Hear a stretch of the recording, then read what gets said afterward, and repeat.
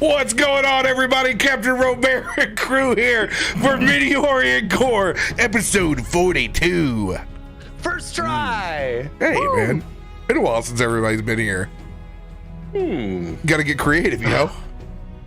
I love it. Don't worry, everybody. Sam's here. Yeah. Just cast invisibility for the moment. Yeah. I just have the worst internet right now. I might reappear at some point. Welcome, everybody. Welcome, welcome, welcome. Happy Thursdays. It is Thursday. It is good to be on a Thursday. I remembered to pull my trash to the curb. It's been 2 weeks. It's terrifying. It's starting to warm up. That's not good. That's very gross. The good news is, as a bachelor, most of it is a couple of pizza boxes, you know, a case of water, a case of Pepsi, Zero. That's about it. You know, it's not too bad. Torso. Except for the chicken. There's some chicken a couple of days ago, so it's gotta. I'm glad it wasn't last week's chicken. The bird did not survive. Damn. Okay. Oh, dude. I have an owlback at my house for the first time in years. What? I don't know what that is. Yeah, I got an owl that's A bird. An owl. Oh, You know? Like an owl. when you said owlback like it was one word, I thought it was like something similar to outback, and I was like, what's an owlback? Come on down to the owlback. I didn't know. Onion. Oh my God! You just created the new shittiest tavern, Owlback. Oh no! Oh yes. I mean, look, listen, who says there isn't a mythical eatery in D&D or some other place that, you know, specifically serves owlbear steaks? Yes. Owlback steak? I'm so sorry to everyone. What? Okay, we onions. gotta have our own take. What can we deep fry and fillet open? Like, this has to happen. It's gonna be like bloomin' eggplant. We gotta. It's like eggplant parmesan for the whole party. I would eat that. It'd be frogs. Frogs are great. Owls eat a Underrated. shit ton of frogs. Just saying. I've seen it. You're intimately aware of what owls eat. One night we were driving home late at night, and I live in the woods now, and we were on this back like country road, totally dark, middle road, springtime, by a pond, like watery wetlands area, road covered in peepers, peep, beep, beep, beep, beep, crow, crow, crow, crow, everywhere, you know, whatever.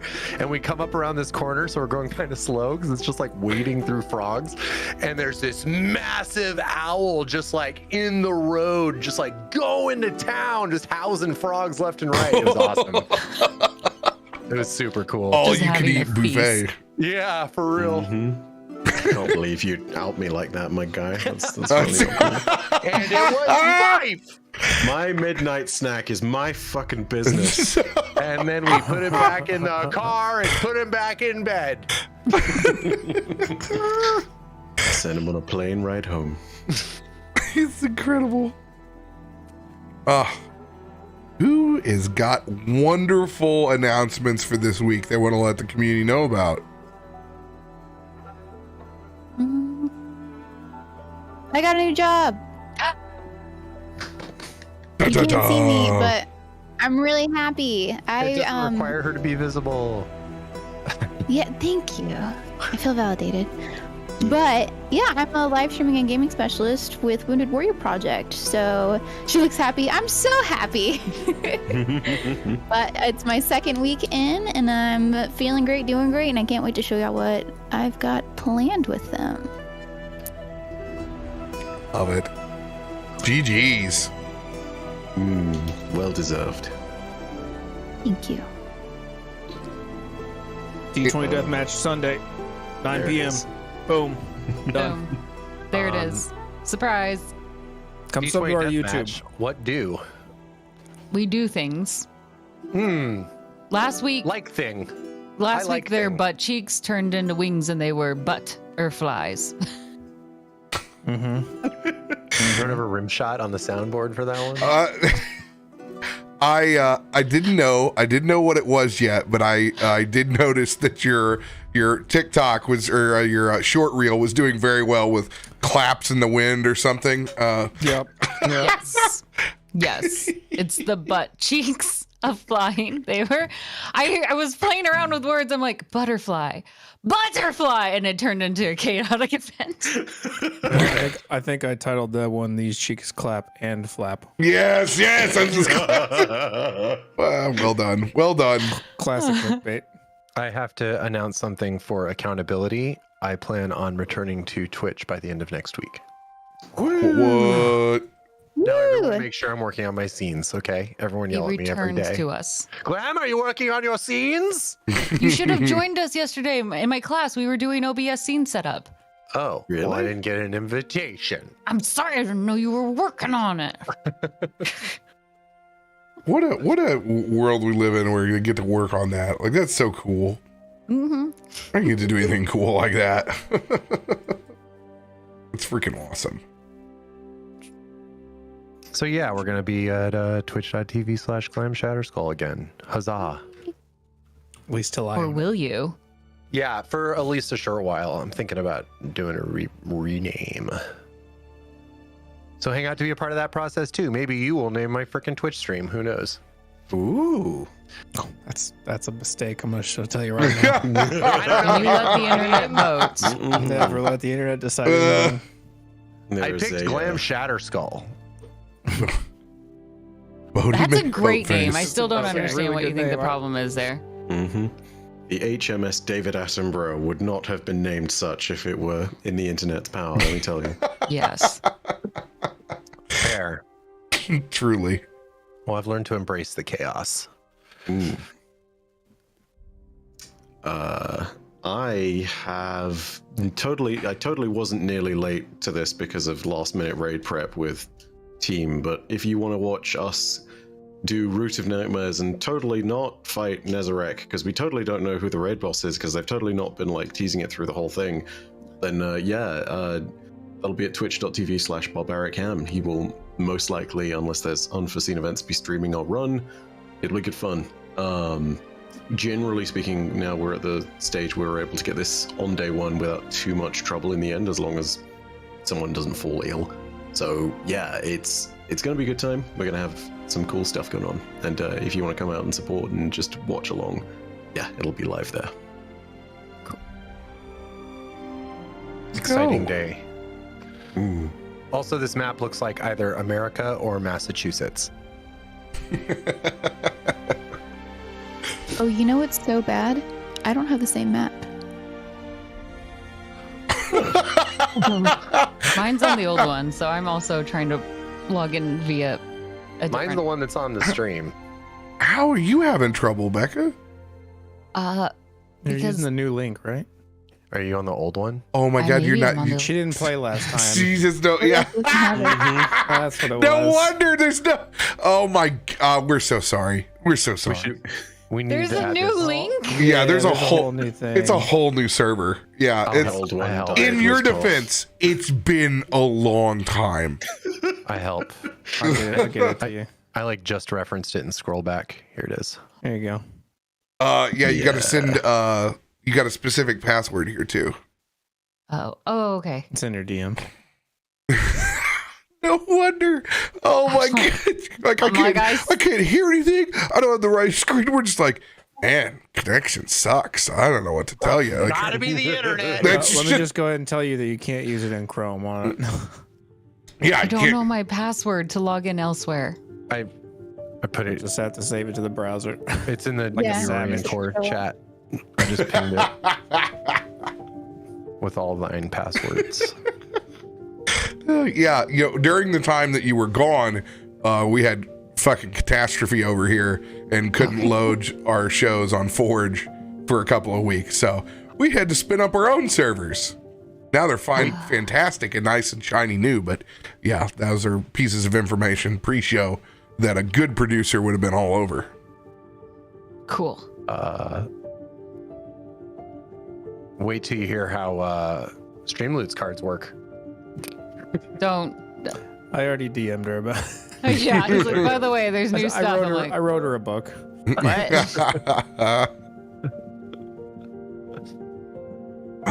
Well, final announcement.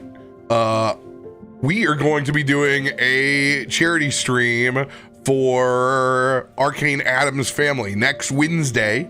If you guys didn't see on Twitter, last week his father passed away after a lengthy battle with medical issues, and they have run into some financial hardship between the funeral and past due medical bills. So we will be doing a fundraiser for them. It is me, Radio Mang, and Feisty Viking, and we're going to have a good time. We don't know what we're doing yet, but let me tell you, we're going to have a plan tomorrow when we sit down and figure out what we're going to do. Could be a return to the Wild West. Just going to toss that out. Could be Celasta. We'll figure it out. But we're going to do fundraising next Wednesday for them. So plan on wonderful D&D the entire week. And for those that want to see me as a player character, tomorrow night I will be on Caster and Cantrips at 8 p.m. It's in the Discord. Easy link. Go click over there. You can see Dillard Cobbler Pot come back for one more raid. I may or may not live longer than I did in Miss Magitech's campaign. I can't promise you anything. Good luck. Yeah, so come if you want to watch me play a PC as a very, very rare occasion, come by and check it out. RoBear, try to pull my camera back. She's hopeful. I have 4 bars. Let's believe in this moment. I have 4 bars for now. Who knows as soon as you pull me back in.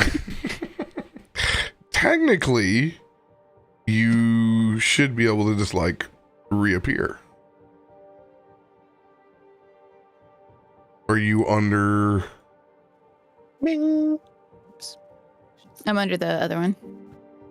Just so it's on ping or on edge. I don't know why I didn't just go ahead and save both of them instead of copying, pasting, and changing it. But you know what? I'm a glutton. I'm a glutton for punishment. Might be the bad idea. You people. Hey, I didn't do anything. Don't look at me. I do not see you in Bangarang and Pingarang. Oh, heck? there you go. I have to. Okay, let me do this and then. Okay, let's see. Okay, now you're permanently added to the room with that. I hear myself as well.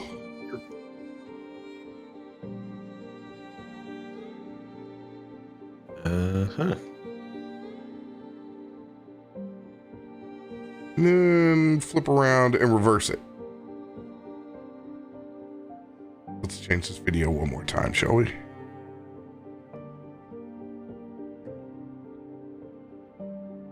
I heard a lot of trucks leaving the neighborhood, Nice. so I'm hopeful. Get out of here, trucks. Shoo them away. Yeah. Yeah. I mean, I'm sure they're all good people, but how dare they? How dare How they? dare they? Nobody who drives a truck is a good person. Not the working trucks, though. It's not true at all.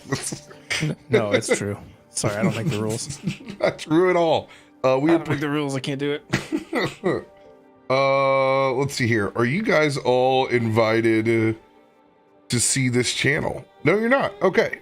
I'm going to add you guys all in. So if you look over in the Discord, you guys are all about to see the Stream Loots roll log. Oh. Where? Oh my goodness. Just wait. I'm sorry.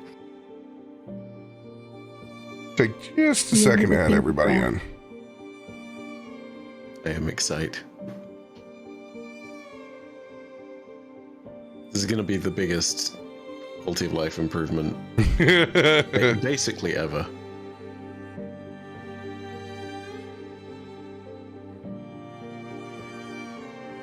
Also, as a total side note, Feisty, I'm going to go ahead and throw you another thank you in particular for the assistance with setting up at AWS. This map, when we used it in previous episodes, took me 20 minutes to load. It's and it loaded instantly. it's not the same map. I'm fooling you. It's What? actually it's a static map that I added cloud effect over the top. Man, I But Don't get your hopes up. I feel lied to. yeah, it's Listen, the still don't free lose that moment. happiness that you had. Just pretend it's real. So It feels so optimized. with that information in mind, go fuck yourself, Feisty. No, the other map, I don't think there's any saving. That's 180 megs for the animated. That's just crazy. Those are big babies for sure. Yeah, it needs to be changed to a WebM in a bad way. To You not could probably find a way to cache them. Okay, so guys, can you go into our Discordia and on the billboard section? If you go all the way down, there's a new Streamloots log that you should see. I see it. It looks great. Cool. Where So is this? inside the Discord, if you go to billboard and you go all the way down to the bottom, it says Streamloots log. What? Yeah. Cool. Oh, up there. Okay, yes. So in addition to the Streamloots being sent to your Twitch Whispers, now the master log is right here in Discord. Okay. Where is it? If you go to the above where billboard we're section appearing. inside of the Discord and you go all the way down to the bottom of you billboard, just said you will that. see Streamloots log. Wow. And I'm going to promptly stop you guys from putting messages in here because that is the opposite of what should be done here. Sorry. There are And I will permissions go for ahead that. and purge those. Wow. And I will go ahead and take that permission away later. I love testing the rules. Yep, I understand. It's just supposed to be a log for information for you, not to shitpost. Immediately, I was doing that so Dean and immediately, other people chat. could find it. Shit posting in the log, just shitting all over it. The Feisty, that's all. Just all over you. Welcome. Look, listen, man. I'm sorry, but there's a certain point at which you are the one who is responsible. Yes. Yeah, look. It's like when we find breaks in games, it's not us as the player's Yeah. fault. Yeah. You I should have don't admit designed this, it better. Trevor. Should have designed. I'll take this feedback to fucking Wizards of the Coast. Everybody's shitting on me, Wizards. What do you got? What kind of safety tools you got here? I'm all covered in shit. Speaking of that, it's a great segue. Fantastic. I'll be representing the community at Wizards of the Coast here at the very beginning of April. I've been tapped to come up and go check out their new stuff. So I'll be representing the community the best I can and advocating once again for you guys to have as much control over your data in D&D Beyond as possible. Because that's what I'm going to bitch about the entire time that I'm up there. Hell yeah. Hell yeah, dude. So, Also, I'm glad that it was the wizards thing and not the covered in shit thing. Good God. Speaking of, great transition. Unless you're into that. well, there was a TikTok that was sent to me earlier in the week of people doing DIY plumbing and Oh, God. taking pipes out. And yeah, basically what happened in that TikTok happened to me. My old man had me hold a cast iron pipe that went downhill. And I quickly found out the first rules of plumbing. Ew. Don't lick your fingers and shit runs downhill. First rule of plumbing: hire somebody else to do it. Yep, that's happened. It's bad. It's worse than Slimer. Bless the plumbers of this world. Hey, what the actual they're in the keep. Mm-hmm. It's like those people who sit there and they're like, government conspiracy. They totally buried something in my yard. They bury something, they dig it up, and it's like, hang on a sec, I found this concrete structure under here. This is totally a listening post. You can open the door and nope, you just found your septic tank, you moron. Yeah, I get to do that over at my rental house. I get to go and replace. Wish we had some you get some plumbers out there in chat. I'd love to not pay $7,000. I have cash.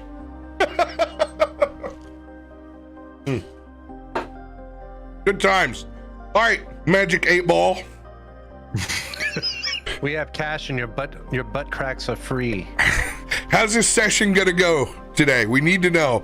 For everyone who is not indoctrinated, I found this magic 8-ball in its package with guest receipt for KB Toys while I was searching for my old Teenage Mutant Ninja Turtles to give to my nephews. So now it resides in the office. And I never really realized how negative this fucking thing is until this week. How's the session gonna go, 8-ball? You know it's just a D20 in there, right? It's not. It's older. It's not even D20. It's smaller. It's ripened. Wise with age. If you drink the juice, you get magical powers. Yeah, No, that's true. and drunk. Like a Tide Pod. There's too many bubbles. It just says Outlook. Yes. Let's go. Outlook. Outlook. Outlook, yep. I feel like there's an of in there somewhere, but okay. Well, it went from Outlook and then Outlook. flipped back over to yes. So I'm going with it. I'm not reading the bottom of it. There's too many bubbles. The Outlook. old shake it till you get the Yes. answer you want strategy. What are we talking about here again? We're talking about where we picked up last week. With a full week of R&R. Post the funeral of their friend Toff. Sending him off in a ceremony of life over the now very clear and prosperous lake. You guys have had significant time to rest and relax. I need D20 rolls from everyone.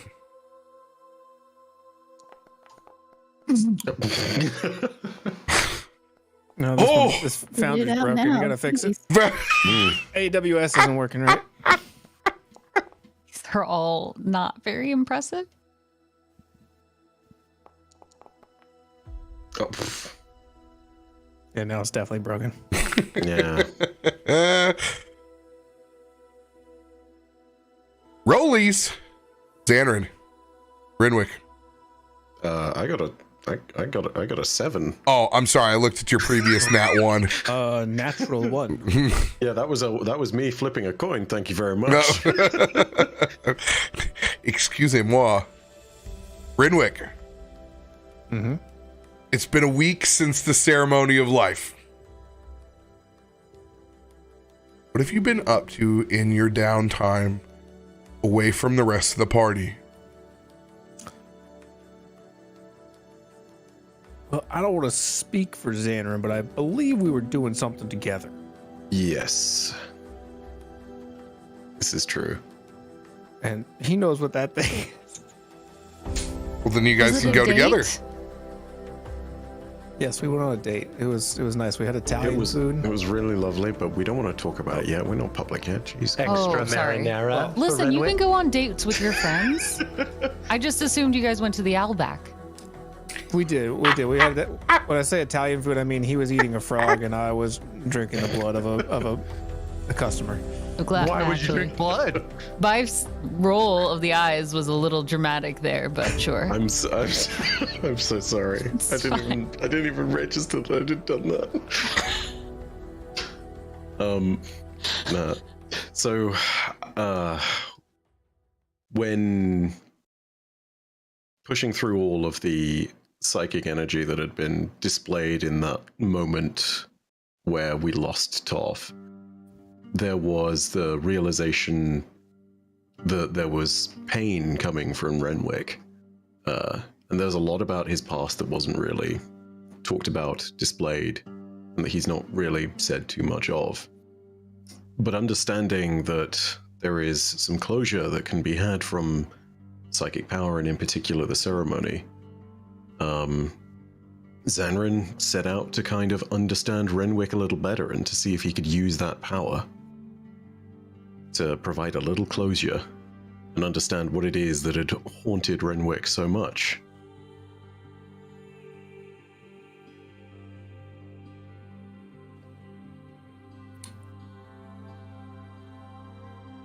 How does this thing work? Where do we gotta go? to a spot where there has been some rather important moment in your story. I threw it up to you in the last thing. Sure. I'm so sorry. I should have sent messages You're to good, Rep, dude. You're but, good. should have been the one of the two key moments of story. Yeah. From your backstory. Renwick, as you journey with him, we'll take you through the streets towards the nicer part of town. Very affluent area.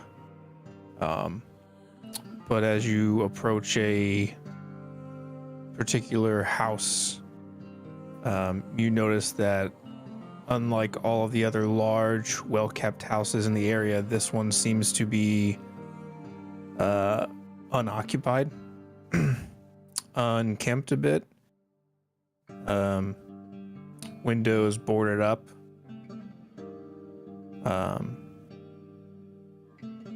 And he'll at the gate as you walk, he'll stop and Zanryn, this was my home once. In this life or the previous one?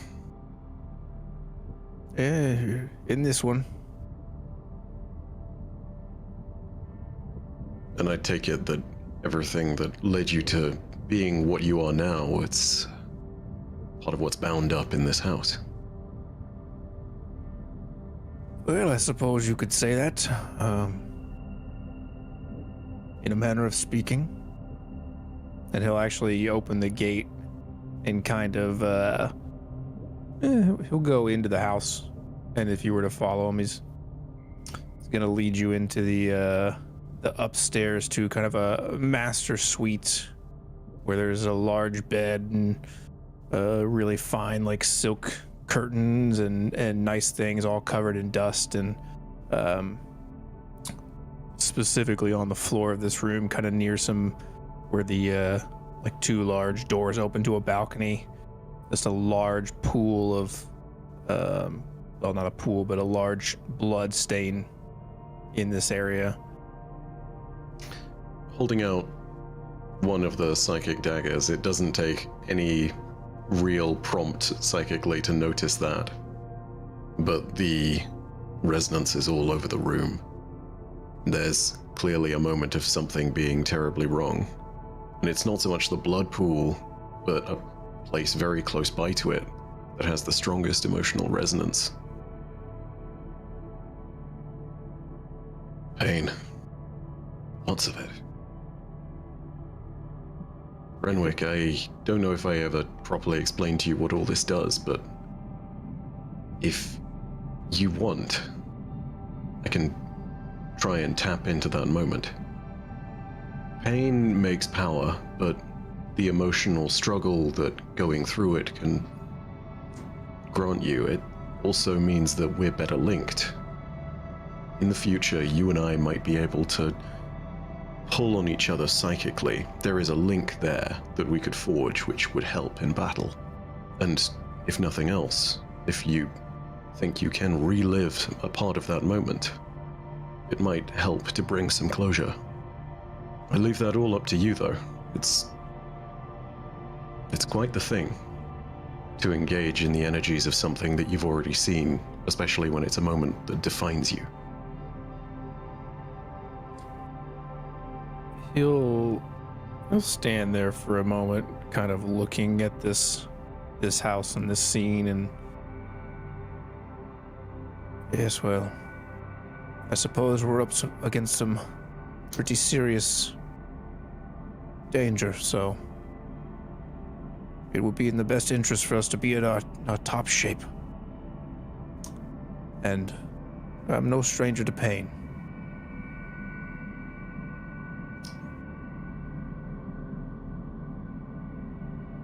You may not be able to immediately see it.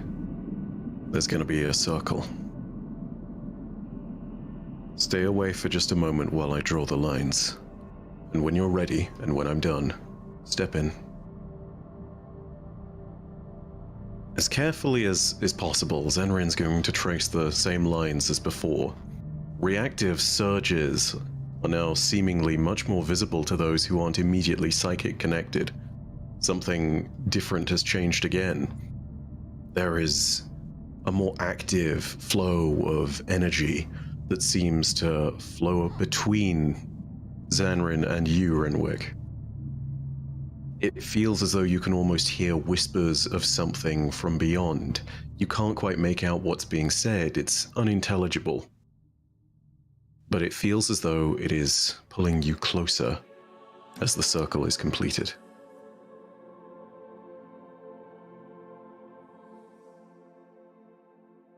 I suppose feeling that pull to the circle, he will look at you for a moment, kind of making sure this is the moment, but would step in if that's... He just gives you an affirmative nod. Nothing more than that. Then he would step in.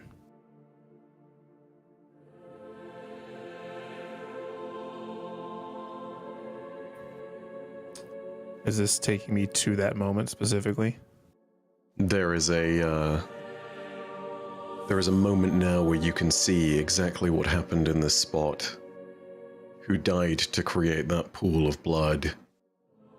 The emotions of what was being played back in that space. There is, however, a deeper connection to it as well. You can Wisdom feel saving more. throw advantage because of your age and how long these memories have processed. Wisdom saving throw.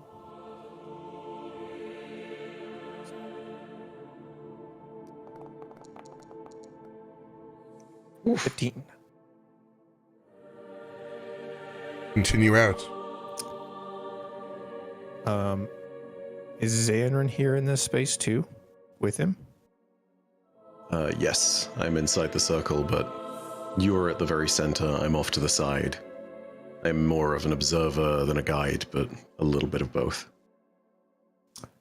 As he stands there in this circle, he's witnessing the events that were more or less defined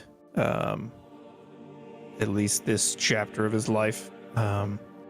Looking down, seeing himself, but seeing himself holding the body of his son, blood pooled out on the floor. The body of his wife lay not far from that as well.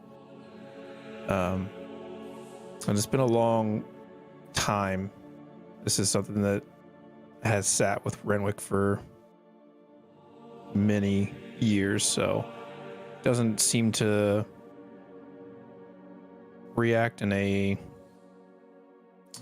any sort of outlandish way, but you do, if you were to look, you would notice that his fists are clenched tightly as he stands there and just kind of looks over the scene and whispers, "I'm sorry." And then, without looking at Zanryn, "You know, I wasn't always a vampire." I don't think anybody ever is always a vampire. But yes.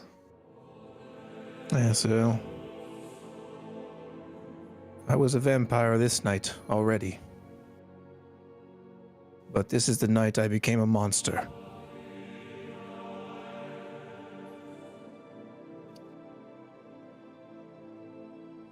I take it you took revenge. Yes,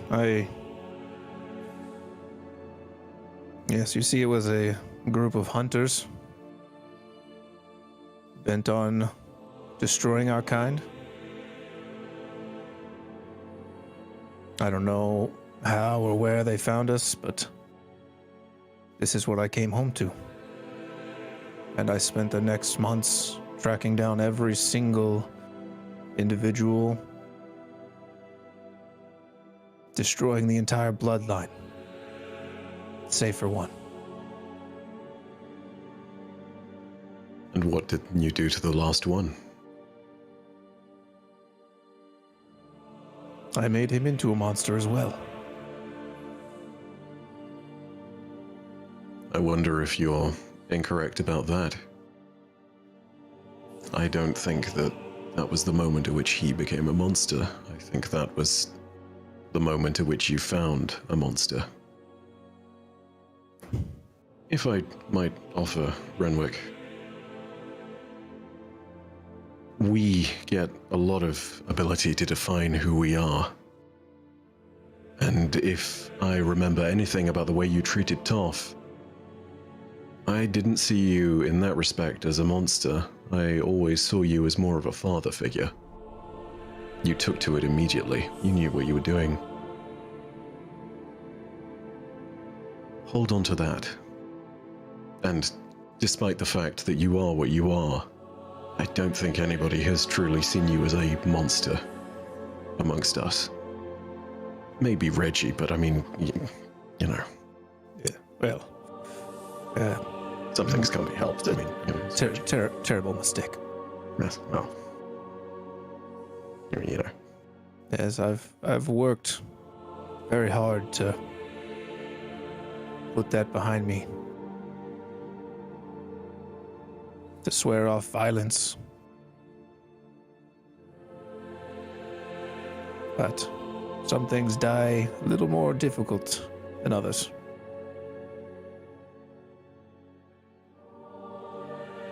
There's no right or wrong answer to this. And I don't know if I can do this, but if you could say anything to them, what would it be?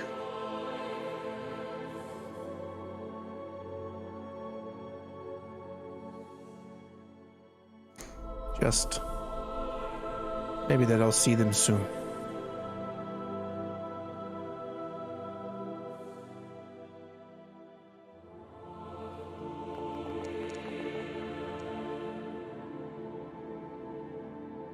Zanryn reaches out a hand and tries to manifest thoughts and feelings in the direction of the psychic energy of the room.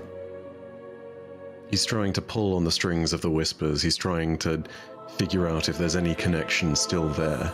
It's been a long time. And if there's any way of communicating those thoughts and those emotions across space, he's trying.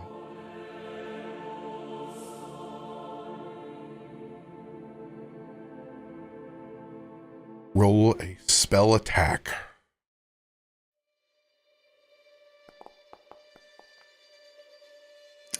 Really loves fives tonight. I'll throw an inspo on that real quick. Yeah, I'll throw a d8.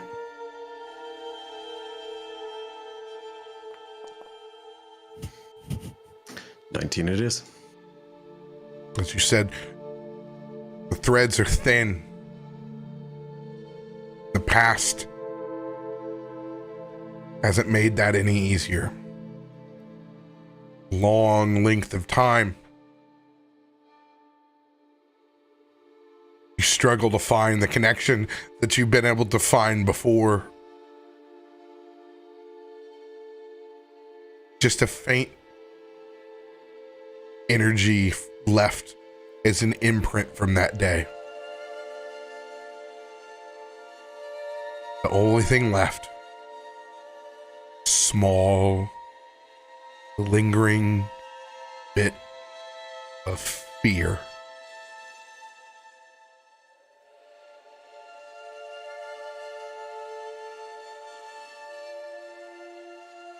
I'm gonna try and make that connection with what I have.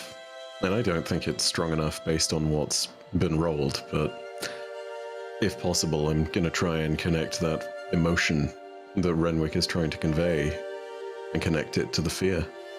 Soothe a little bit of what's going on. Try and be a calming presence in that place. There's no need to question who this is.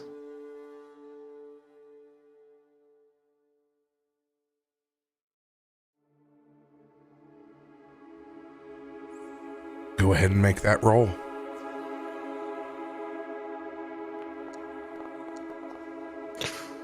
better. Thank God.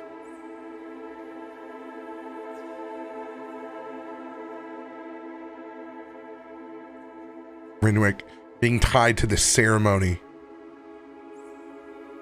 I would like you to roll your spell attack as well.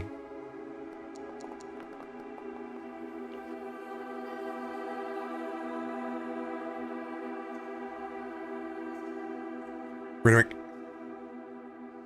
how many perished in this spot? Just the two.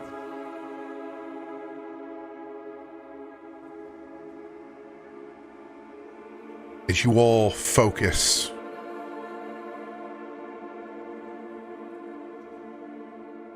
that last bit of energy, the imprint in this place, you see two small orbs manifest out of nothing, about the size of softballs. Dancing lights. They form within the room between the two of you. They stay there, slowly spinning around each other in a small orbit, spiraling up to almost eye level.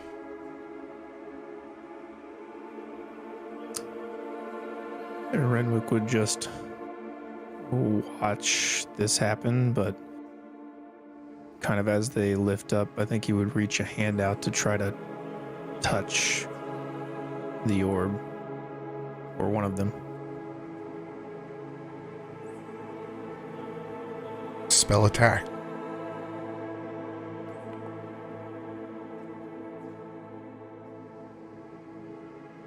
You see Renwick reach out and touch the orb. One of them, and he freezes in place.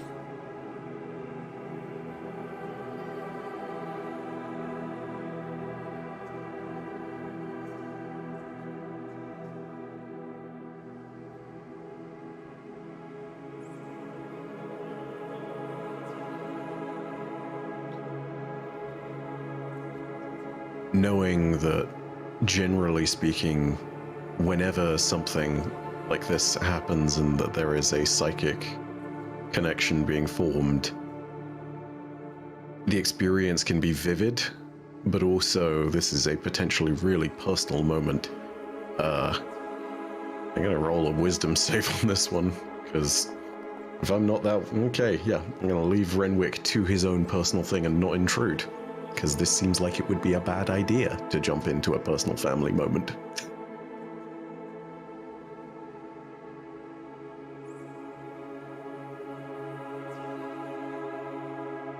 One minute goes by.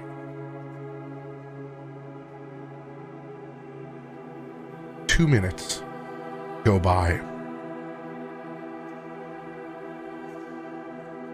5 minutes.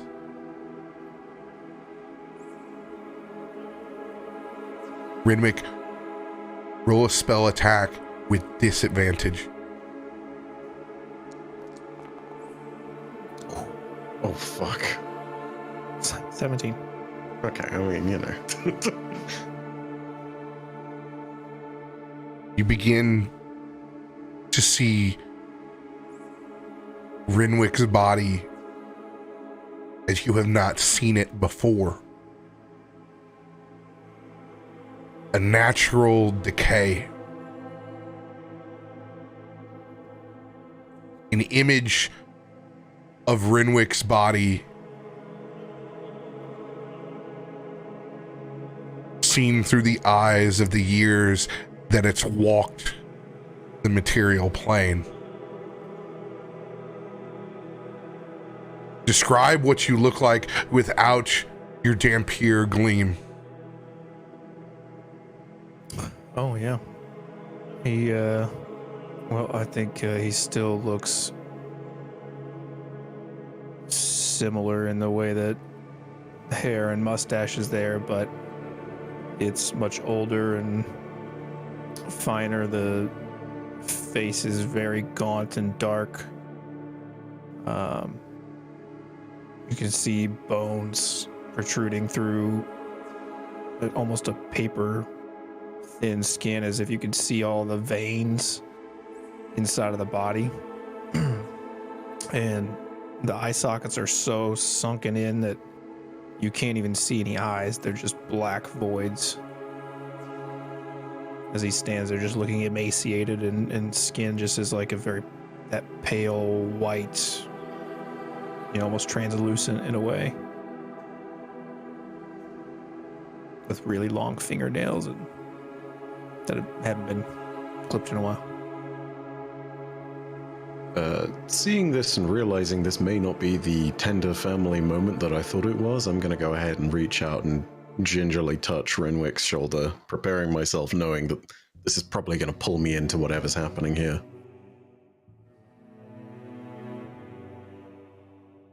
Go ahead and roll a spell attack.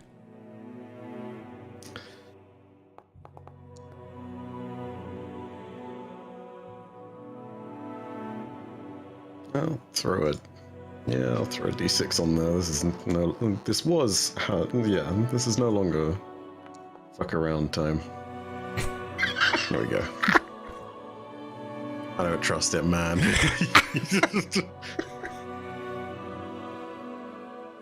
You say my dead friend now looks dead? Come on, man. You can't do that to me. Is that your final answer? Throw a d10 on top of that. Oh, then use a lucky. Yeah, I think I gotta be good with that. I mean, look, listen, we screwed around with something way worse if a 29 doesn't work.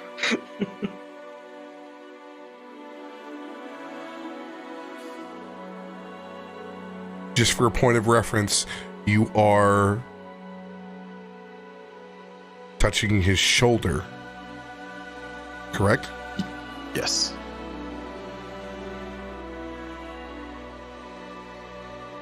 All right. As you reach over and make contact with Renwick's shoulder,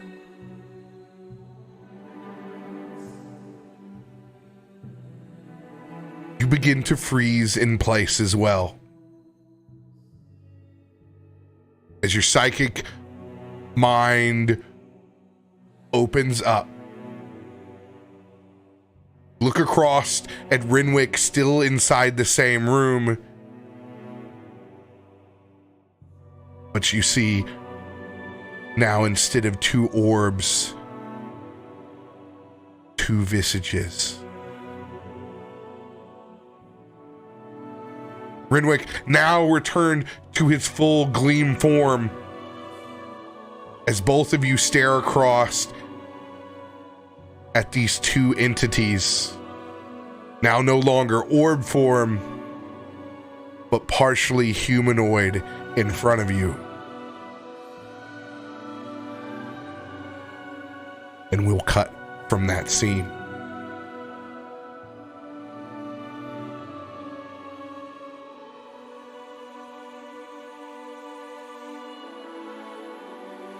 I'm so sorry, Mud. I feel like I may have caused more trouble than I intended to. Way to go, bye. I'm interested now. Nelson.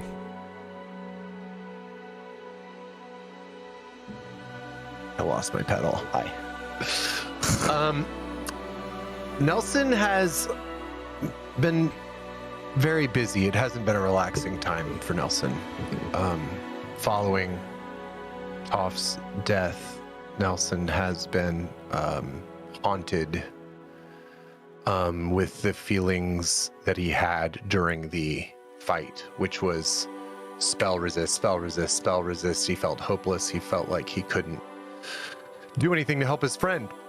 And so he's been pouring himself into the research of his craft, into plant life around Waterdeep. He's been searching for tomes. He's been visiting every library in the city, every bookstore, every book trader, every nook and cranny, street book fair he can find, just looking for information on how he could overcome what stopped him from helping his friend. One day, as he's sitting in a bookstore in Waterdeep, it's actually a Bookworm's Treasure. There's a specific book that he found referenced, a small passage in like a poetry book that spoke of the black oil-like tar substance in a reference, and it referenced another book that he's searching for. He went to Bookworm's Treasure, which is one of the more popular bookstores in the Forgotten Realms, and definitely in Waterdeep. And while searching for this tome, he is shocked to see someone in the bookstore that is of a larger frame than he is.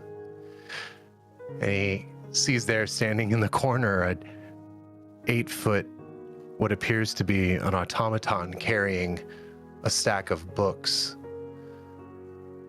And right there on the spine, there it is. That's the book Nelson needs. He kind of walks up to the hulking automaton looking humanoid and kind of gives it a look. Excuse me, are you using that book? Books. And this individual will lift the books up. These are books. Yeah, yes, they are. And you actually have one that I need desperately. You need books, and they will just give you this whole stack of books as they carry quite heavy tomes listed about 6 or 7 deep, and just drop them into your arms, and then gives you a slight smile. I need to do a strength check on that for sure. How do I roll? I don't have my sheet. Where's my guy? Let's do a 20 on it and see what happens here. Hey, you got it. Hey, not too bad. Nelson's knees kind of a little bit under the weight of all these books that this being was holding so simply. It's like a stack, almost 20 high. He's like, oh, he finds like a table and they spill over. The pile of books spills across the table, and he grabs the one he needs. Thank you very much. I've been searching the entire city for this tome. I appreciate it. In a panic, as you had spilled those books, their eyes will almost kind of glow a little brightly at that moment, as if something is like, no, and they will rush over to try to stack them again, and then finding any other books along the floor, begin to build it up high so it looks like a small book tree has been growing suddenly out of this worm's treasure bookstore that you've discovered yourself in. No. This is what we do. We place books here. Books. And as he stacks one over another, they become almost satisfied. There's a bit of peace that comes as they become perfectly aligned, matching these other tall stacks of books, creating a small, almost archival forest here. Nelson is shocked by this display. Oh my goodness. I don't think I've ever seen books stacked like this before. Do you work here? Is this like trees? Yes, like trees. Ketri works here. Yes, I work here. I do work. And every time they say the word work, it's almost as if they're trying to familiarize themselves with it, that it just feels strange, and they're trying to just say, yes, this is what I do. Yes, you do work here? No, I do not. Do you know where I could pretend? This place is, I've never been here before, and it's wild. Do you know where I could potentially? Do I need to purchase this or pay for this? I have a little bit of wealth left. Right. Yes. Right. Need book. You eat book? And he'll run around and pull out another book that looks similar in color to the one that you picked. And it's at the bottom of one, and he'll just pull it out. But it goes so quickly, like almost a magician's trick, that the rest of the tree structure doesn't collapse at all, and gives it to you. Another. No, I only needed the one, thank you.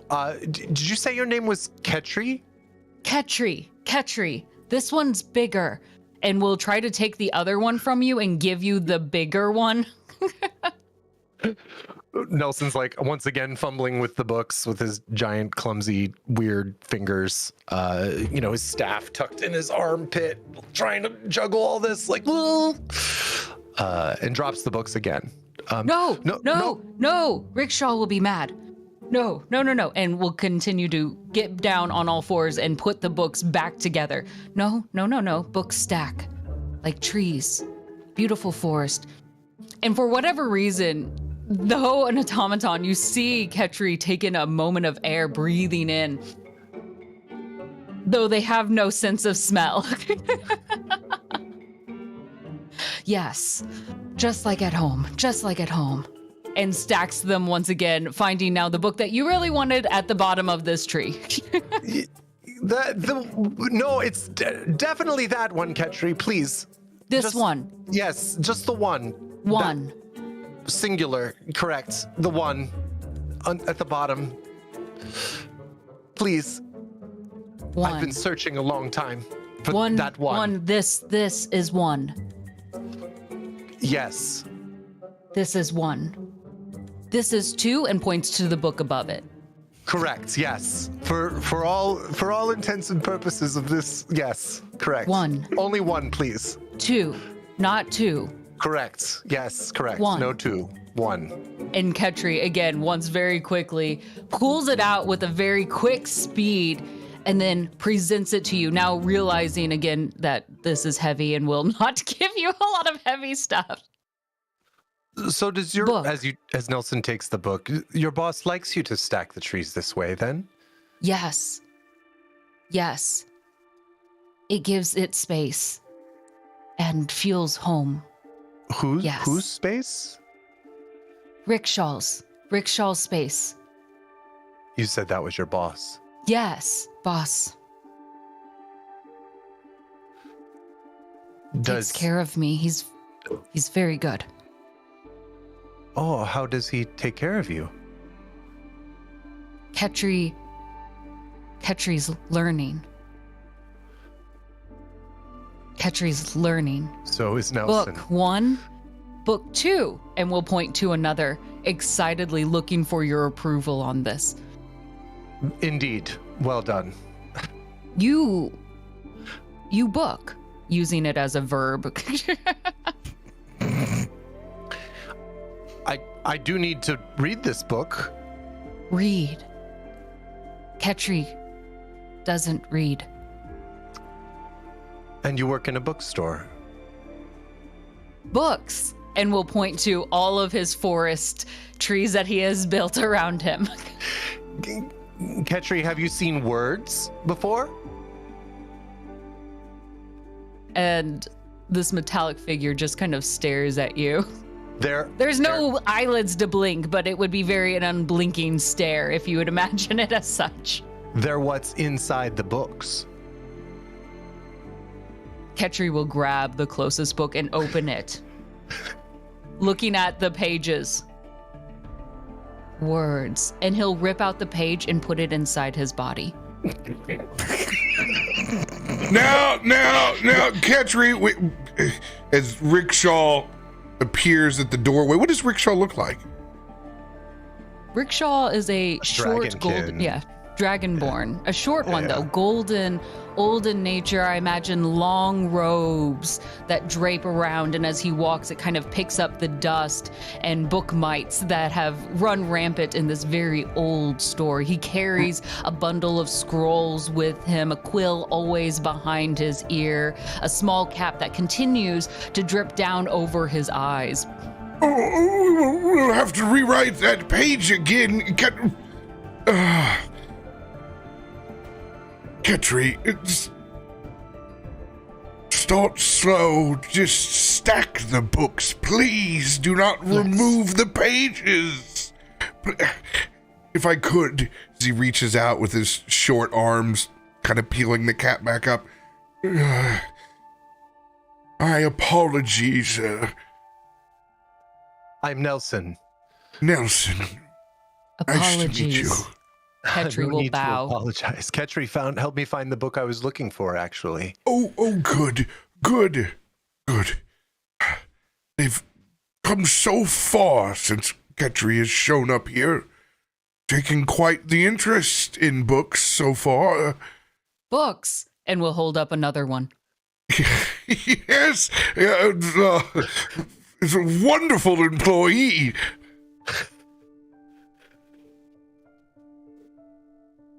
He leans in towards Nelson. Give me an insight check. Yes, I have my character sheet now. Hell yeah. Ooh. 14. 14's enough to see the concern on his eyes as he's going to lean in, and he's going to kind of pull on your robe to come down to his height just a little bit as he adjusts his robes. We take a knee. Please don't tell anyone on me. It just kind of it just showed up here last week. Tell anyone on you for what, though? It's not a registered automaton to me. I'm not good with technology. It's not my forte. But it's trying, and it doesn't necessarily want to leave. I'm not holding it against its own. I promise I'm not holding it against its own. It's almost as if it's learning again. It may have had an accident. And it's programming. It's doing. Ketri, you're doing very well. Very well. And as Nelson turns around, he'll notice that Ketri is also kneeling right behind you, mimicking you in the same way. But now you're eye to eye at this point, and you can see Ketri almost in a new light. Instead of this towering figure in this dark, gloomy space in which there's very little light to protect the books, you can notice that he's very rusted. Old, purple, faded metal, and tree roots grow in and out of him. And his left eye, which you thought was just a slightly larger pupil, is actually a walnut. And you see tiny little paws that pull it back just for a second, and a small little squirrel's head pops out, looks at you, and you can hear like a small little nitpicking. And it stuffs the walnut back in and scurries inside, and you can hear that rumbling inside of Ketri. Oh God, it's housing vomits. It's been left out for so long. It's I don't. No, it's okay. I have a friend as well, and he summons Thomas, who appears on his shoulder. Oh my. And being into mimicry, he's very, very. You can see on his weird, disgusting, hideous face that he's, all of a sudden like very much stoked that there's also someone else into mimicry. I've never seen a small amethyst dragon before. That quite the day. Also, friend? Indeed, very much so, friend, yes. Ketri will pull out an acorn from inside and offer it to Thomas.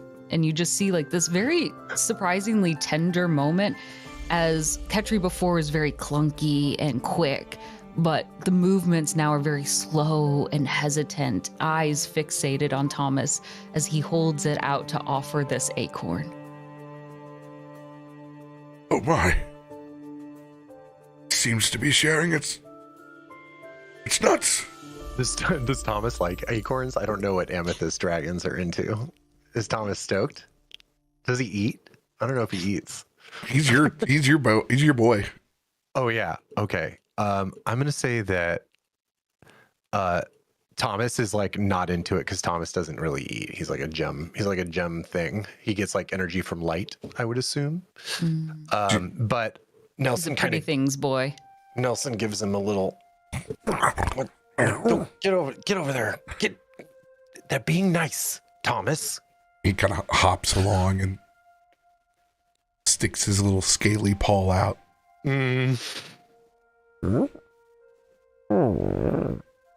Eat. Nelson does the thing where like somebody gives you food that you know you're gonna think is gross, but you know you have to eat it to be polite anyway, and just kind of like slowly like. Thomas looks back at you. I think Thomas loves it, Ketri. Thank you. Very good. And we'll try to pet Thomas almost a little bit too hard, like his head bobs with the movement. You hit a couple of the floating amethysts, it like kind of sends him out of orbit there. But he looks up and he sees that furry little paw. Thomas flies over on the shoulder of Ketri. Kind of pokes around at it. What is it doing? Just on Ketri's shoulder. What is it doing? Looking at it on its shoulder. Oh no, Thomas means no harm, I promise. He finds a spot within the thicket that's there to wedge the little nut back in. He's fake chewing as he flies back over on Nelson's shoulder. Oh, how adorable. If there's anything that you need, Master Nelson, please do not hesitate. And if Ketri can assist, more the better. Is Ketri read in your books. employ? He reads books. We're more of a room and board situation right now. It hasn't left. It just stays here all night wandering around the halls. It's terrifying sometimes when I come down and I have to take a piss and it's doing its thing down here. It doesn't seem to sleep ever. Have you requested it build these tree stacks? No, but I quite find them nice and aesthetically pleasing. I imagine the bookstore is just a forest of books like this. He was already a musty kind of place to begin with. These things have only brought this place up. Right. Well, it seems our friend has taken quite the liking to Ketri. Friend? I mean, I would say so. Ketri has made a friend. I think you've made two, at least so far. Ketri will go in to try to hug you.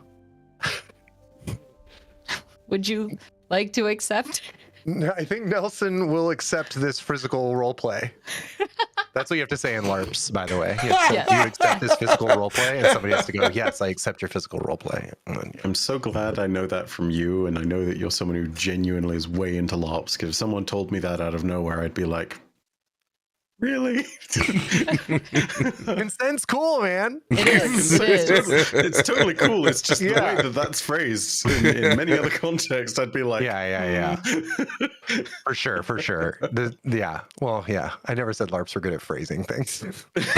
Holding his arms out and seeing Nelson do a small nod, they will go to pick Nelson up more around the waist and then stand up straight. It's not a squeezing, but just holding you in the air, not sure when to let go. Like clamp. Yes, I have picked you up, and I hold. Oh, this is a new sensation. I don't think anyone's ever done this for me before. Hug friend. He T-poses, like he puts his arms out. Do you want me to spin you around? This is fantastic.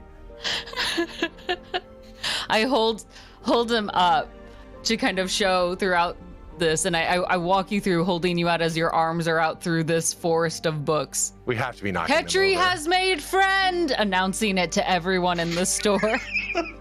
Oh, fantastic. Oh gosh! As we spin through the bookstore, Nelson's giant, weird, feathered, claw-like appendages definitely whack over one of the book trees. No! Will drop you immediately and is focused on rebuilding this tree. One of the books splays open to a page. And you look across and you see the mycelial network.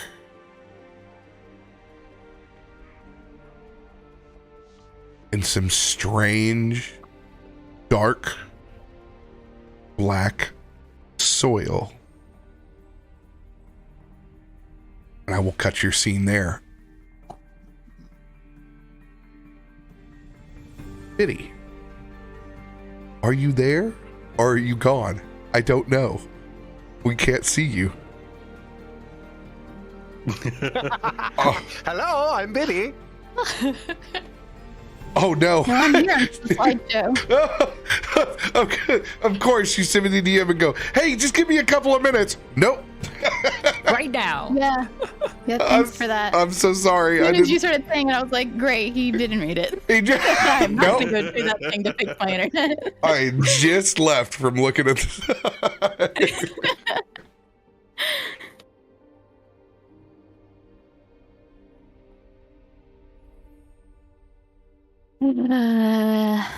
Dang it. Okay, well, it's Biddy's turn, right? Yeah. No Cam Biddy. Y'all get to really imagine expressions. It's just that expression the whole time. Okay. So Biddy, after, saying all of their goodbyes in the small ceremony for Toff, she probably would go and drink heavily. Maybe cheersing with Brom too much and then out drinking him to a point where... I wonder if you can do that. You give me a Constitution saving throw. Wait, hang on. I need to get my thing up since I restarted. We can do some contested checks here. Absolutely. We'll I get to see. do that with advantage. Probably real drunk. Oh, that nat 20 was there. Oh, you got... Yes. Yes, you have very much beaten me again. Oh yeah, she's not even gonna try. She's like, sure, you want to do another one? Your average size is catching up to me. What can I say?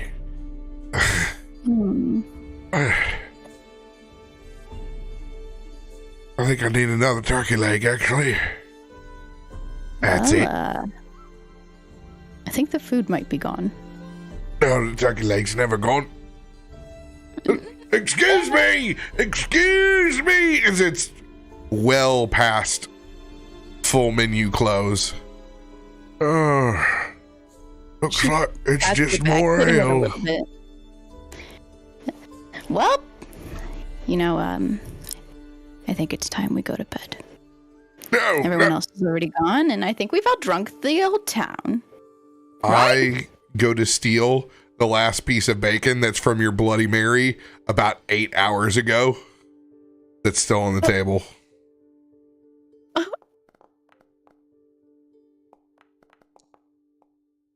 God, I can't even get the piece of bacon. Oh, you see my slow hand creeping over to the only piece of food that's left hanging on the side of your glass. That's not going to shave the alcohol in your belly. But go ahead and tell me how sick you are. I'm not sick at all. I'm sick and tired of you. That's what I am. Sick and tired of you. No. Go ahead, try the bacon. She's sloppily kind of leaning over you on your shoulder now. I don't want it anymore.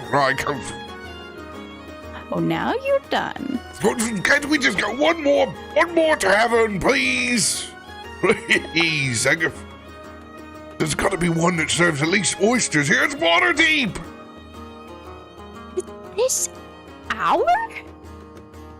Yes, this hour. What time? Oh, God. Is there anybody around us? No, the bar's clear. The staff has already cleaned up everything that they could possibly clean up except for our table. We've had friends with us since Mimosas and Bloody Marys that have left. We had friends at lunch. We had friends at dinner that came and visited us. Oh. I think it is time to get rooms. Yeah. As I said, 2 rooms, please. Why your voice loud? Your ears are loud. That doesn't make sense.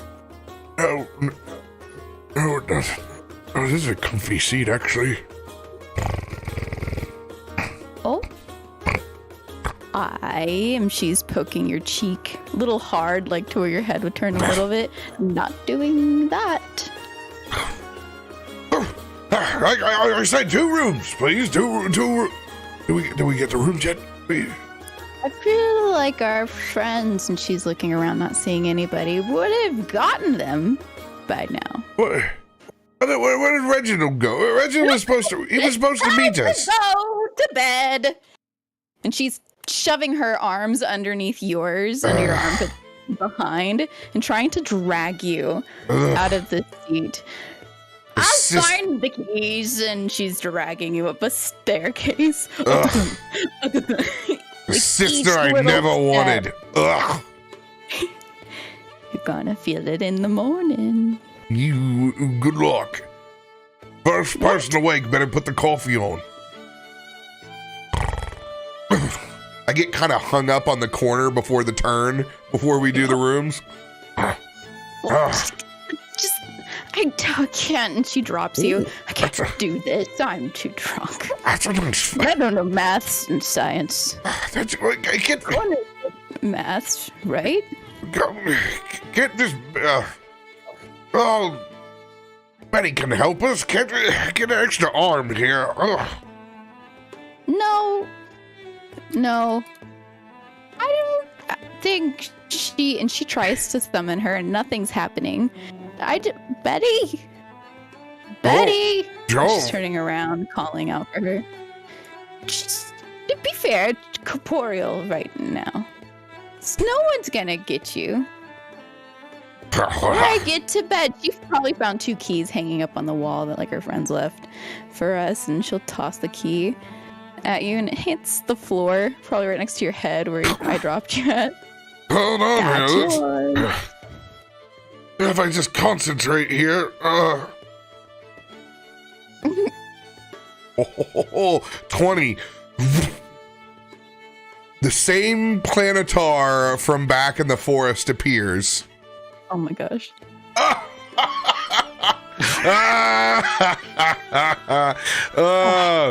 Please, if you could assist me back to my chambers.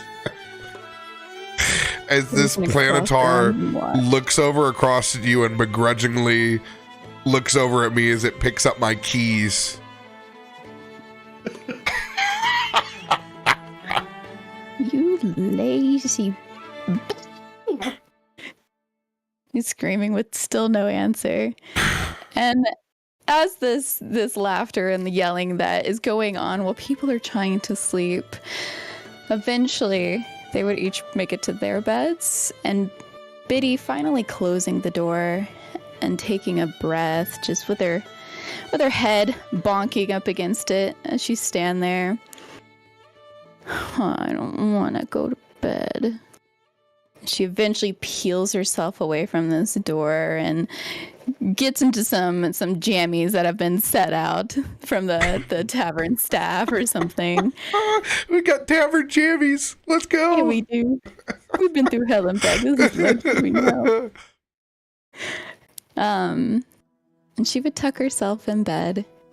She'd lay there for hours and hours, unable to succumb to how tired her body is, because her thoughts, they were just flashes, Toff smiling, being brave, jumping, to being lost, and holding him in his last moments. And these thoughts continuously just held on to her before finally, who knows how long, eventually her body was able to sleep. And the next day, she feels the sun already beaming in through her window. She's overslept. People have already gotten up and gone. She would find herself like slippers and carry her body that was feeling really heavy this morning to a semblance of a hot shower, cleansing herself from physical and imaginary wounds before gathering herself, dressing, and before she went to head out, she'd find a desk and a paper and a pen and write a letter.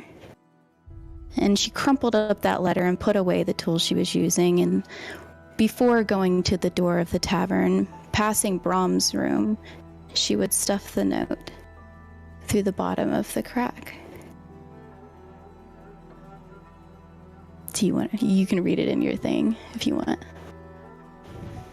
Or do you want to read it now? It's up to you. Where'd you send it to me? I don't see it. Under the door. No, I have it. I was like, I don't want you to pre-read this. I was like, I don't see it. No I don't spoilers. see it. Go ahead and give me your Constitution saving throw. I want to see how long you've been up before me. Once again, I just cannot beat you even with advantage. It's 8 or 10. This is ridiculous. Something. Hello, click. Thank you. It's ridiculous. God. Yeah, you've been up for hours before me. When you open up the small little mail slot, you can hear the. Just gonna be up forever. Sleep apnea. Oh, bye. And then he rolls over. You can. She giggles at that. He's better start taking care of himself.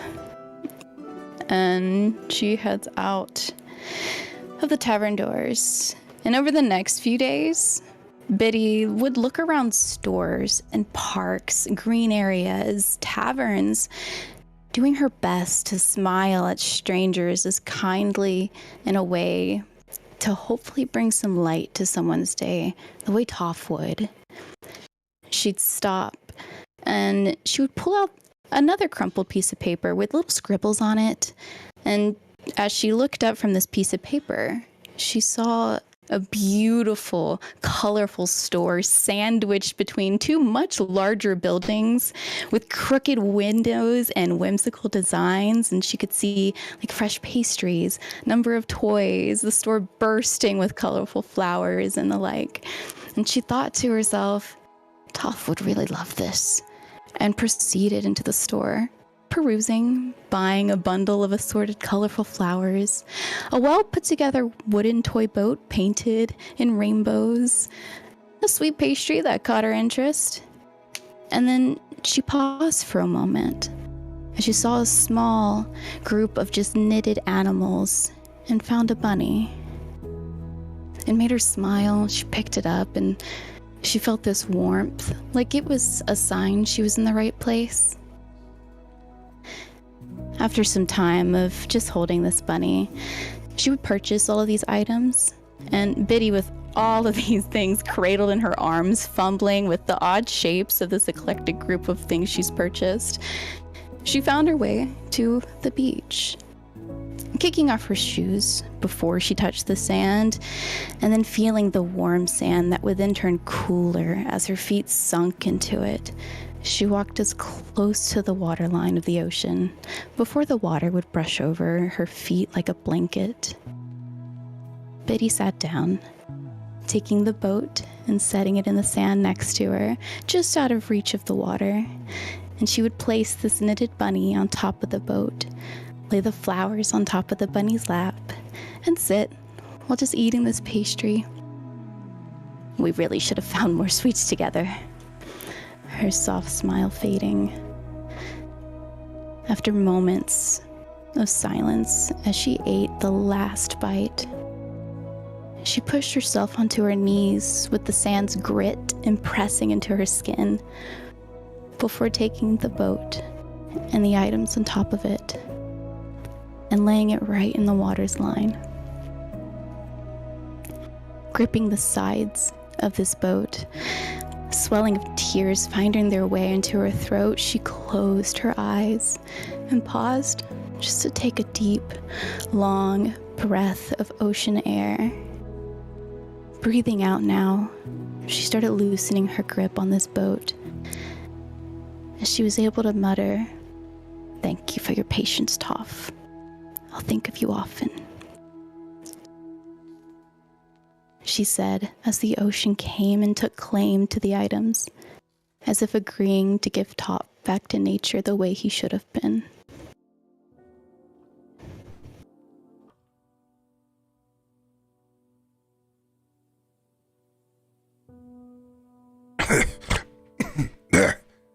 Benny! Smelly. I need coffee. Oh, bother. As I look over at the clock. 6:30 p.m. I guess I slept most of the day. Oh, God. As I try to sit up, and I can't because I fell asleep with my chainmail on.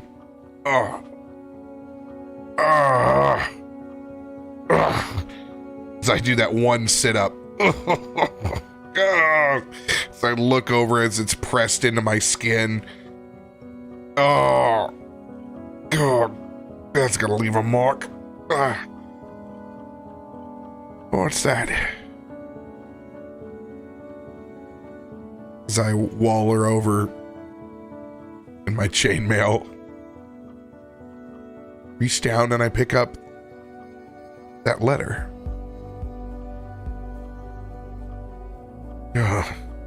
Probably the bill from last night. Well, nah. That's a fancy bill. So looks and sees the wax seal on top of it. Opens it up. What does he see? So, it's just a piece of paper and some very pretty handwriting, as if this person likes to really take their time to make sure everything looks nice and neat. And it reads, Brom, I'm writing and giving this letter to you because I know you can never help but make sure you have control of every situation. So, I jest, kind of.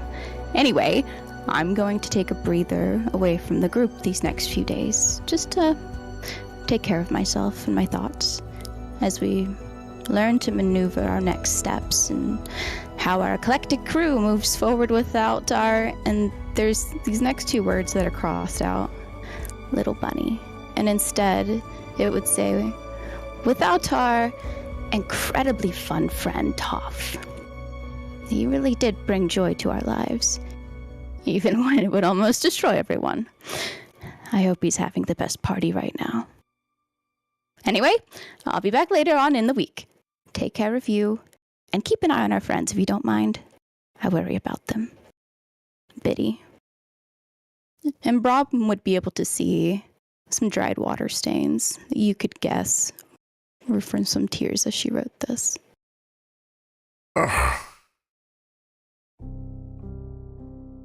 Oh. lost my drinking buddy for a couple of days.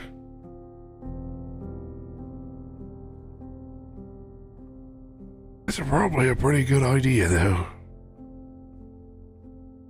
Not that I was up to enjoy the day anyway.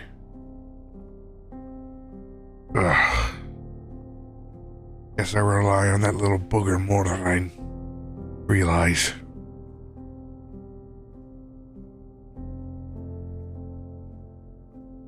Closest thing to home I got, though. And that feels good. It feels real good. Looks down over at the rest of his armor. I've been working for a long time.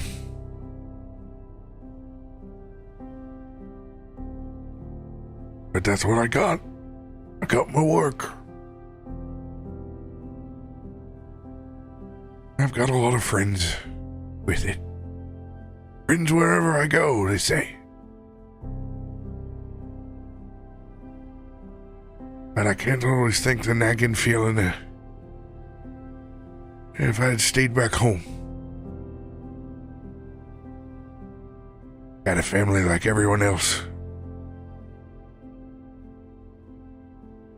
Maybe I wouldn't have to rely on my work so much. Maybe I wouldn't be so busy for the next adventure. Certainly wouldn't feel so much loss.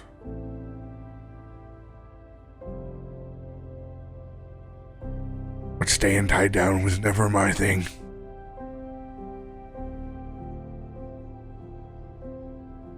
Biddy has a good way of reminding me what I should do, though. As he goes over and sits down at the vanity, and he decides to write a letter. Writes a letter back to his brother, his aging mother, his nephews that he hasn't seen in a long time. And he knows he has a new niece. Hasn't seen her. I'm gonna have to figure out a way to change that. He sits down and takes the time for the rest of the evening, calls in room service, gets that turkey leg that he wanted the previous night. If you could please put this with your outgoing mail. Service staff nods. As he leaves early in the night, now around 8:30, just to take a stroll in the city, the outside cafes bustling, spilled with moonlight. Takes a big, deep breath in from the city. I think it's time to check in. Shall we? He pulls out a small map and begins to head to the Temple of Hell.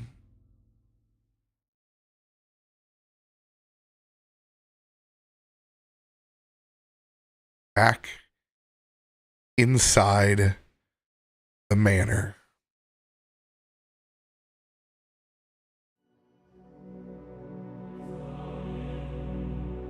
Zanryn, Renwick, both of you staring at these two visages that are beginning to form. I'm going to have you all take your restroom break now and go refill your beverage before we pick up in that scene.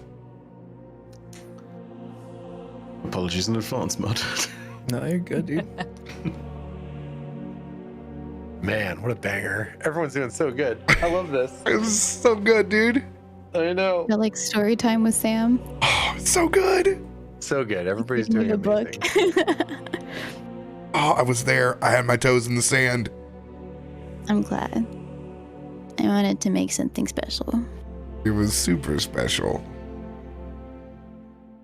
You made him right back to his family. Mhm.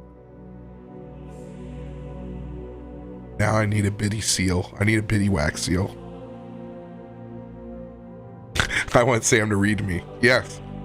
Be jealous. Just clip that one part and have it on repeat. It's a constant story. Okay, I'll be right back. Thank you, Captain.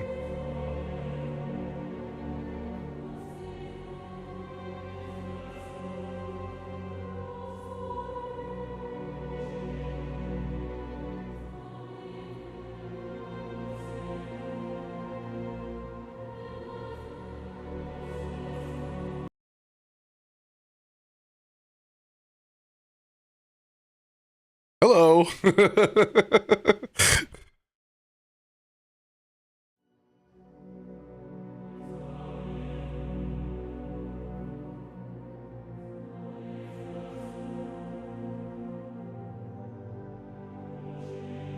No, just had a little hiccup there.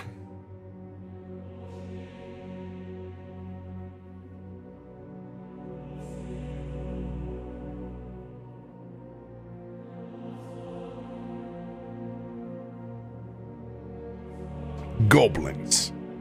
Goblins in this stream.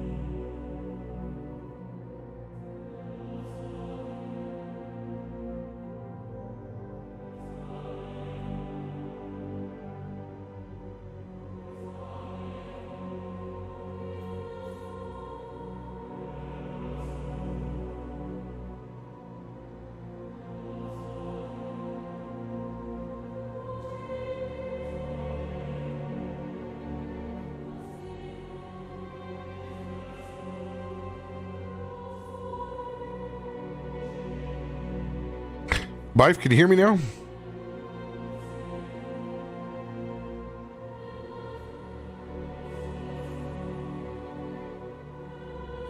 One second, y'all. I gotta reload Discord.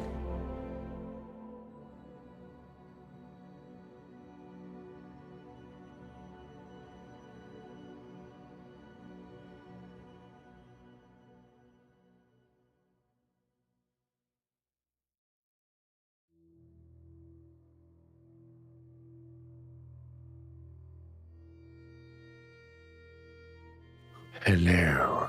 Hello. Hello. I did number one. That was excellent. Me too. Good work. Are you drinking a Long Island iced tea over there? Look at No, Mudcat. it's- He's going wild. God, I wish. He's gonna put on the Reality Bite soundtrack and drink Long Island Yeah. iced teas until the sun comes up. It's just like one of those sugar-free Mios, but it tastes like Tang. Ooh. Oh. Those I are had to go get delicious. chocolate. Y'all are Yes. breaking me. It tastes like Tang. It's great. What were you saying, Byf? Great job. You did a great job. It was awesome. I mean, I was gonna say everyone's done a great job. Like, holy fucking shit. yeah. Fucking Ketri and Biddy are breaking me right now, man. I like Getry. Ketri is very, very good. Yes. Voice is fun. Also, I've got to ask, because I'm not sure if it was just perfect circumstance or whether this was planned. You two rolled the sixes together on the like who's going first. Did you plan to be introduced in the same scene together? Oh, just like a second. Just like Glam goddamn. did such a great job messaging it, like setting it up.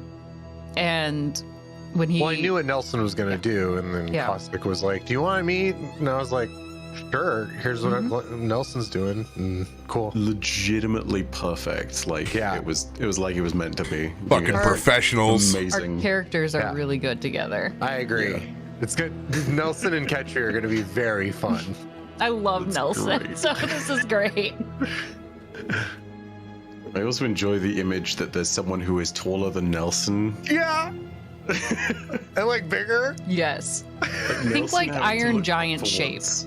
Like weird big body. Awkward. I'm back.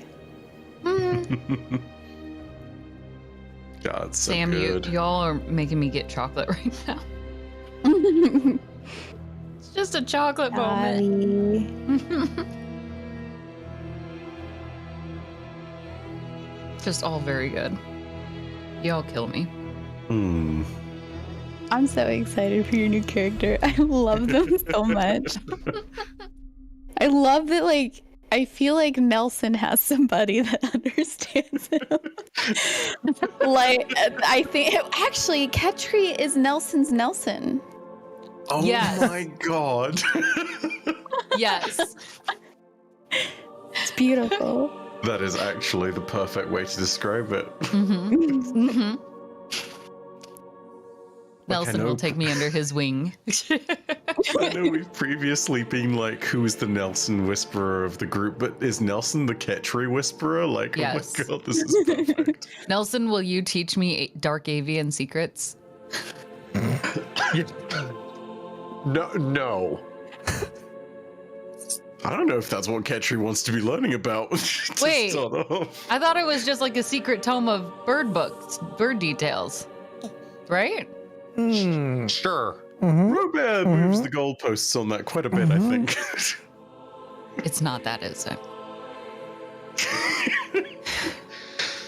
Nonsense, RoBear got a hold of it? No. Okay, Ketri does not want to learn that. It would also be useless. Opens the Ketri- book. These aren't words, these are pictures. Closes the book. Does Ketri have an age? Ketri an adult? Ketri is older but does not know their age. Ah, sweet. So we can make adult jokes now. Yes, absolutely. Full on. So yes. Ketri is, yeah, full on automaton, no idea, like kind of reboot, memories gone, sort of space. And is kind of learning things right now. Learning how to fit in. So you all get to teach. This will be a great group for that. Definitely will be just perfectly normal and fit into society. No problem. I can't wait. This is also my first time playing an artificer, so Mm. You're an Fun. artificer? yes. They're so fun. I've never played one wait, before. They always wait. seemed intimidating, so I was like, I'm not gonna play an Will my artificer. camera work for a second? Yeah. Ooh, it's on. I don't know It's how a it looks little- on stream, but It's a little blocky, but it's there. oh dang it! We'll take it. We'll take it. It's on the floor on the other side. I can never Never say mind. artificer. I was gonna right. grab Aragirl, my little. I tried to say Oh. artificer. Conversation. Artificer. I have a homunculus, and it was my little Barbie Furby.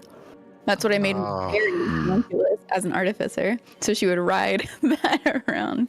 Love Are it. you a I homunculus? love that. I have a robot artificer that has a homunculus. It's a mechanical spider with a top hat. Fucking perfection. Excellent. I had A a what? I played an artificer. Damn it, is that how you say it? I played a dwarf one in our artificer. Lord of the Rings campaign. And it was awesome. He had like a being forged in the depths of Khazad-dûm. You will never come up with a name, in my opinion, that tops Glunt. Glunt. It's just perfect, dude. Glunt was a good name, yeah. I was pretty proud of that name. When Glunt hit me, I was like, boom, money, like all the way.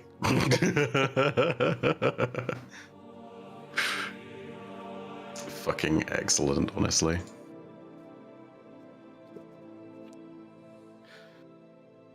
I'm so excited about this. I too have brought snacks. We have Also, to. I'm This is the sorry if I place have for to. snacks.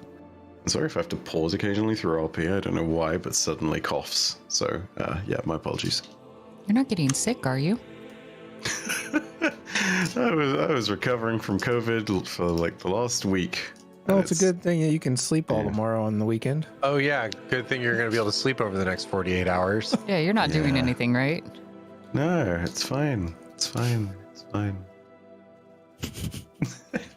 Oh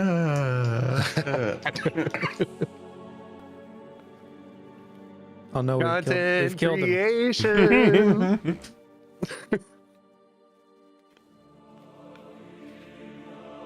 If he doesn't Lord Daddy, then who will Lord Daddy? Oh gosh. It's fine. Myelin is an actual dad as well as Lord Daddy.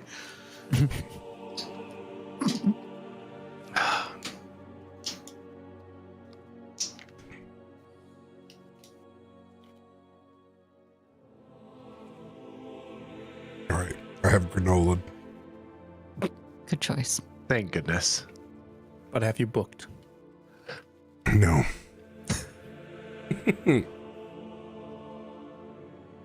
Back inside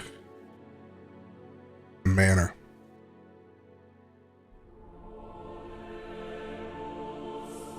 Zanryn, you can see that Renwick has his faculties. Both of you roll perception checks.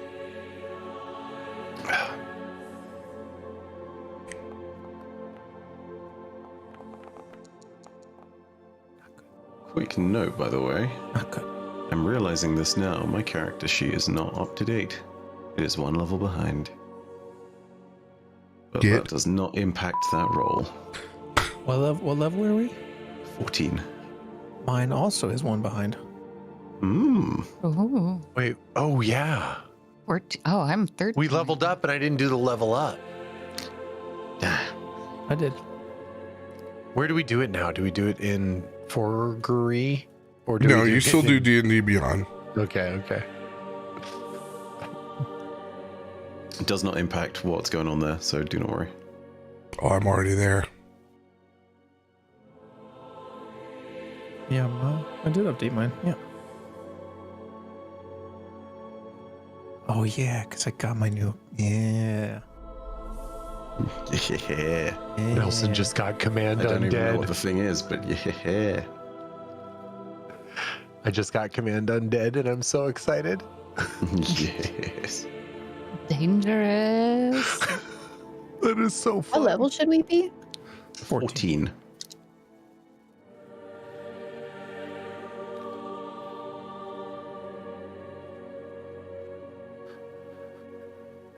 Cool. Got it now. Thank you so much. Welcome. These imports are like, they're literally seconds now compared to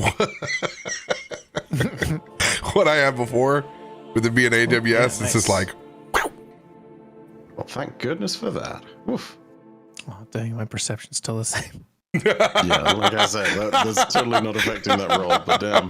Yeah. hey, but we had to for posterity. I could. Still bad. Perception 23.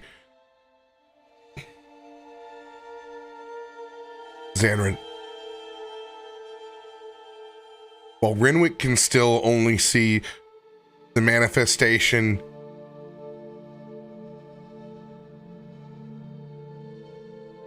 of his wife and child, you see the additional psychic threads, the chains that bind the fear to this room.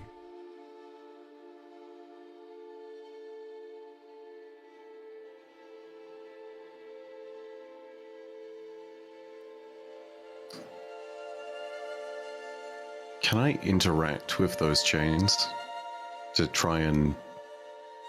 I don't... break sounds like too strong a word, but... Probably want to interact with Renwick before you do anything.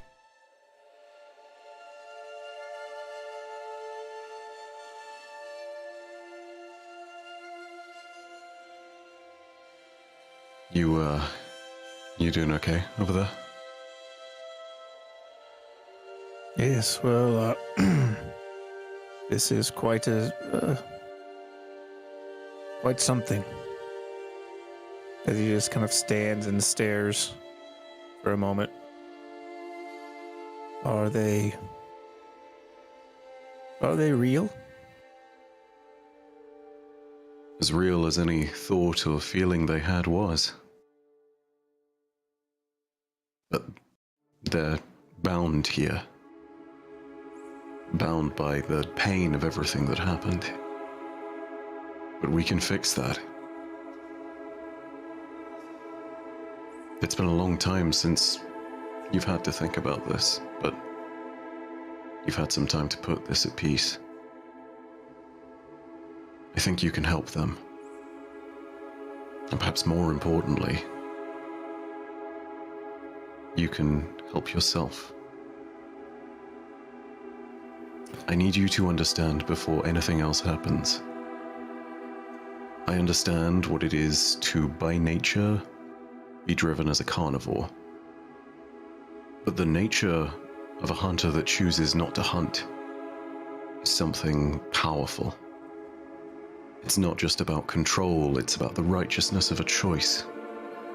You make that choice every day to make the world better around you and to not bring any more pain for it. It's better, in my opinion, to be born with a supposedly evil nature and to turn to a face of good. You know what that struggle is, which means you're the best one to face it. You can do this. I believe in you. Are you sure that you can set them free? I'm sure that we can set them free.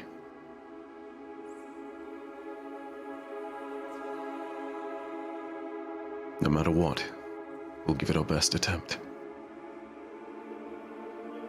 I'm gonna go ahead and I'm gonna pass a psychic dagger to Renwick.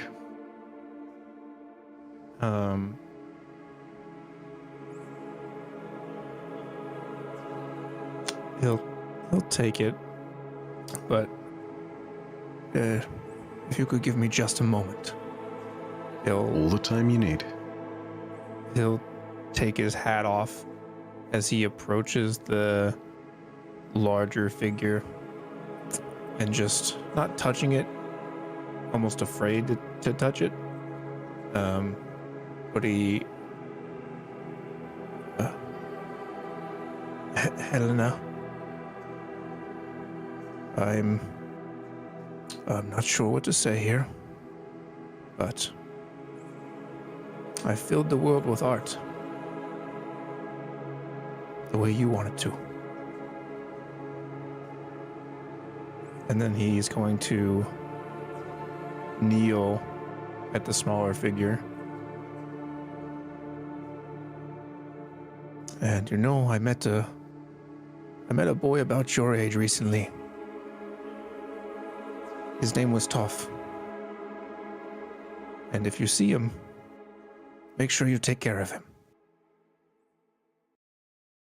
And he's going to stand up, and with that dagger in the hand, he's going to look at Zanryn.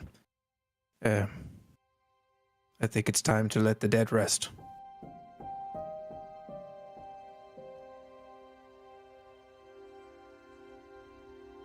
Slowly, I'm going to walk towards the first of the bonds that hold these two spirits.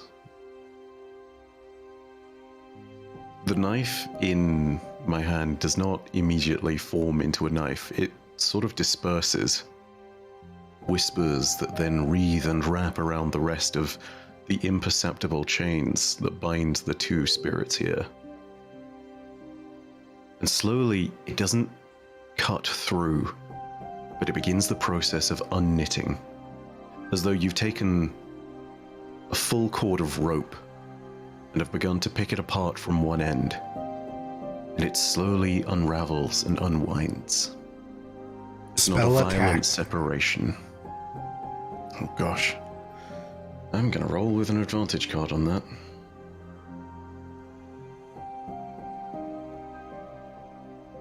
Because, yeah.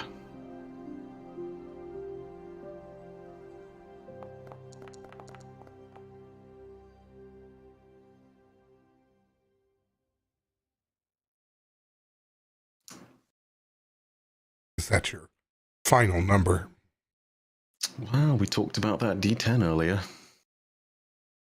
Yeah, let's roll a D10. Because we don't want to fuck this up.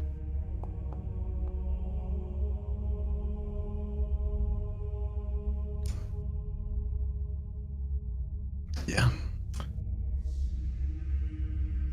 Renwick with the dagger you gave him in his hand will, not really sure what to do with it, but he will try to follow suit in whatever you're doing. Spell attack. I will also use an advantage card.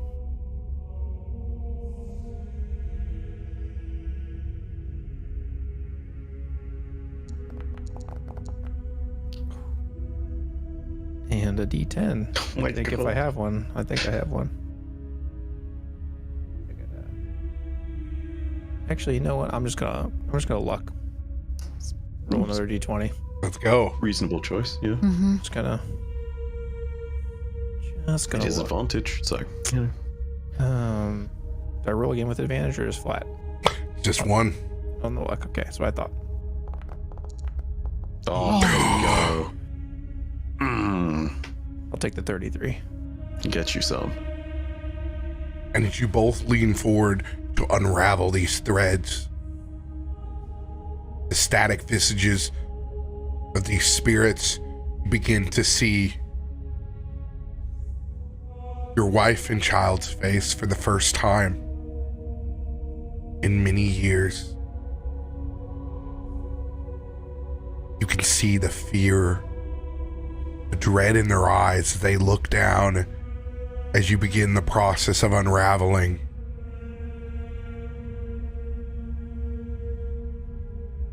Who goes here? Who goes here?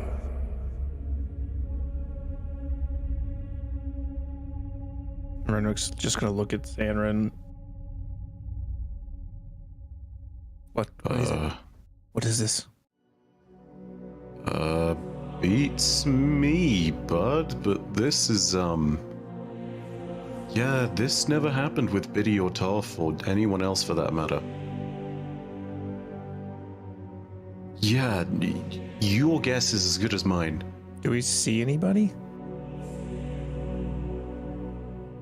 You look across and you see several undead visages floating across, holding those threads. And just who do you think that you are to be holding the threads? Renwick. I don't wish to hold them. I wish to cut them. They are no longer yours to cut, Renwick.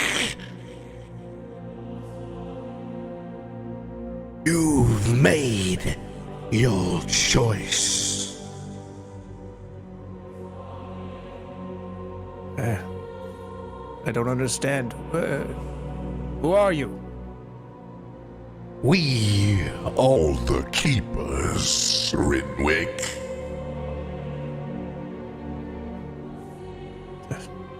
Your choice was made here many moons ago. You can't just take back time now. I still don't understand. I didn't make a choice. No choice made. Was not given a choice. Oh, there is always a choice to be made, Renwick. These souls are ours now. Their suffering a sign, a point in time to be kept, to be cherished.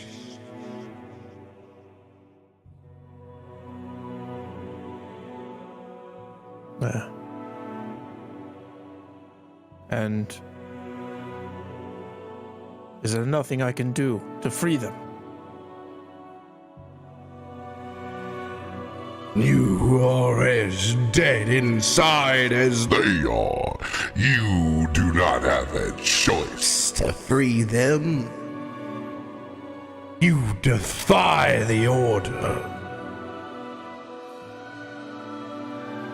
Well, if not a choice, how about a trade? We do not trade with the dead as ours. You should be with us, not walking among the mortals the way that you are.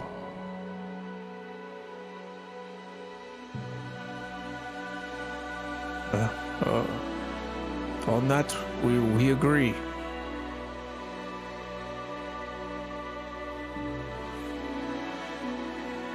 Surely there's something you want. We have what we want.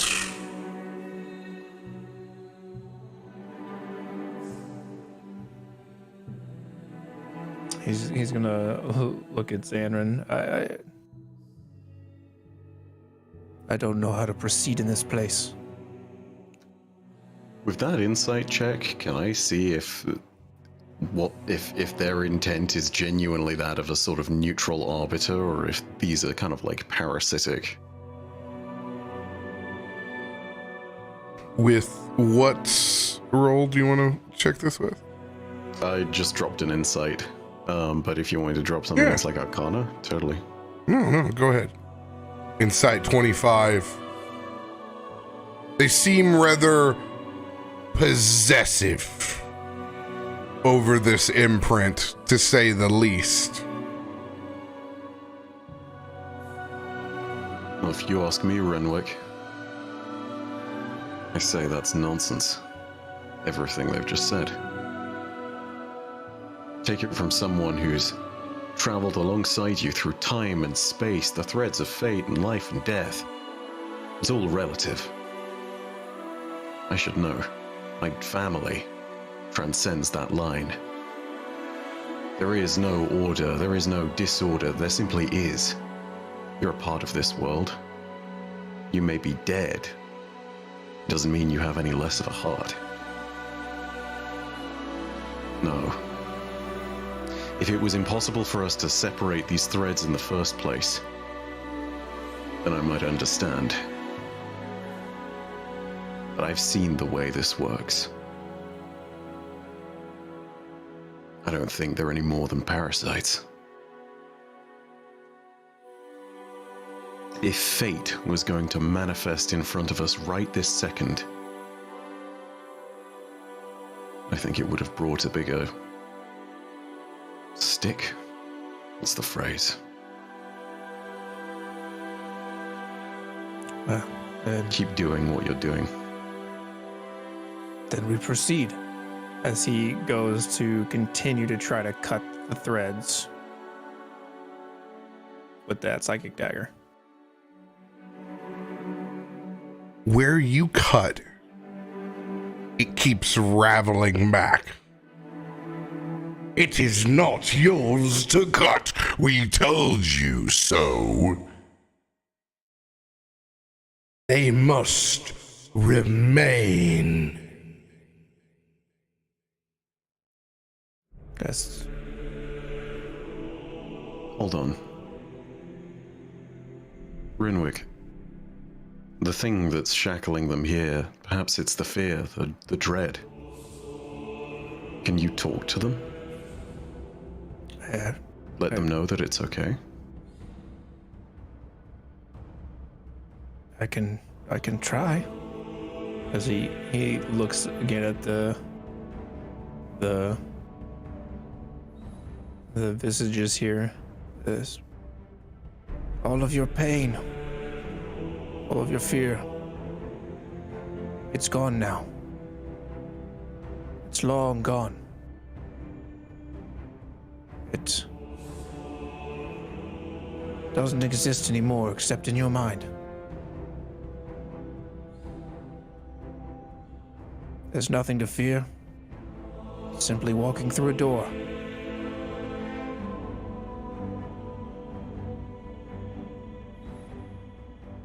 He just tries to say something to them to see if it has any effect. Go ahead and roll a persuasion check with disadvantage.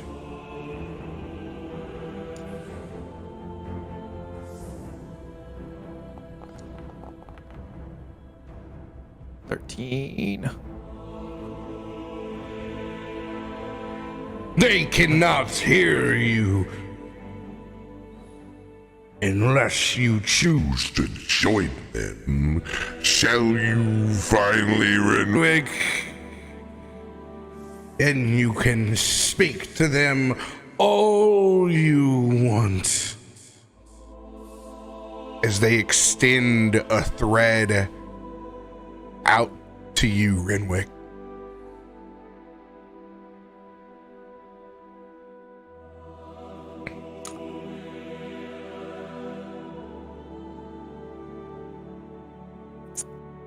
Renwick's gonna look at Zanryn again and look at his figures and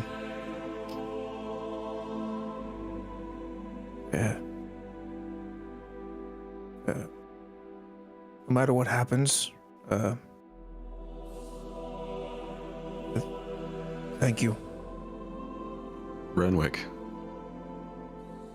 before you do anything, your place in this world continues to bring new growth. The new growth that you talked about and promised. Everything you do is a reflection of the good that they brought into your life.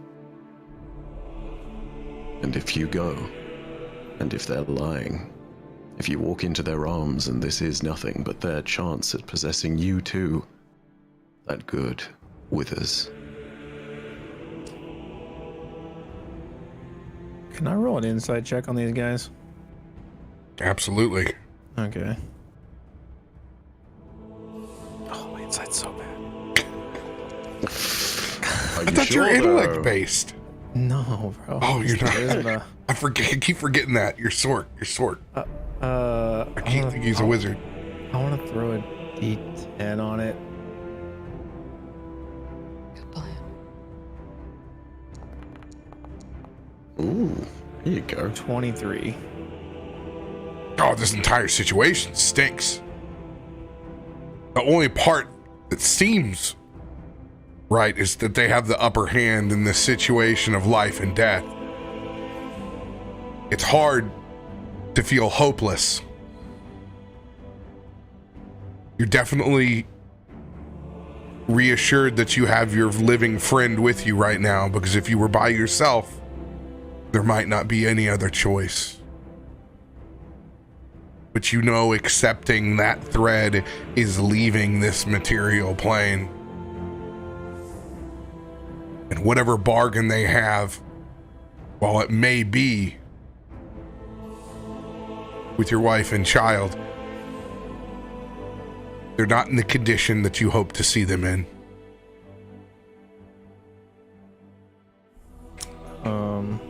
Kind of pausing after Zanryn speaks, then just, that you're right. If I go now, then I have no chance to free them. And he looks at them. I promise I will come back. I will set you free. And he looks over at Zanryn. Can you get us out of here? I can certainly try. Do it quickly, before I change my mind. What do you want to... Should I just pull the metaphorical dagger out of the ground, or do you want me to roll something, RoBear? What do you choose?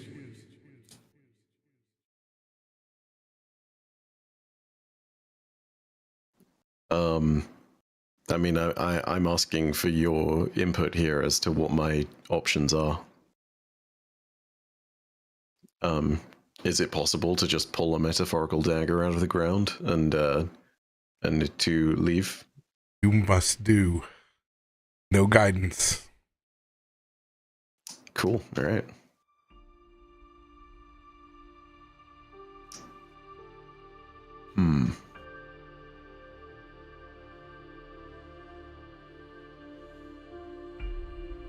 One sec. I'm gonna check one last thing.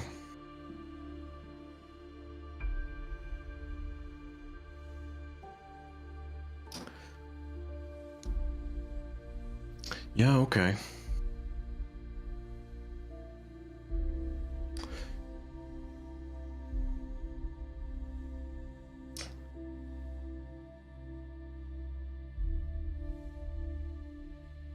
I choose to believe in people's better angels. Divine intervention. I'm gonna see if I can call out to the cadre and help break them free.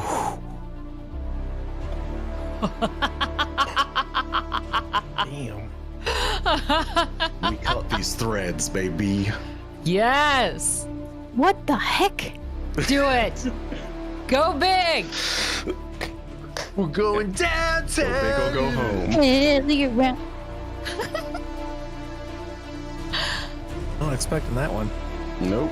I sat there and I thought, and I was like, this feels worth rolling a hard 6 over. May the stars align for you and your heart find its pathway forward. Because you and Renwick have both been supporting this ritual the entire time, I will give you Cleric style numbers on it. You'll be able to double your level, 28 consecutive numbers. Yes. Okay. Oh, your choice then, Mud. Hey, you're Smart. Make it somebody else's problem. your family, your role. Let's see how it goes. Hold on, let me. Oh, They're not consecutive. They gotta be consecutive. Okay. you know what? You I have monster. a ruling. I want 14 numbers from each of you. Smart. Just random numbers. Oh, Well done, RoBear. We'll do consecutive since I don't have the lotto style line that I built.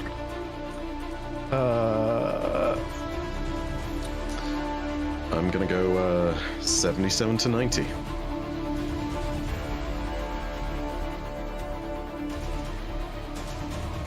Is it 47? Yeah, 14 consecutive.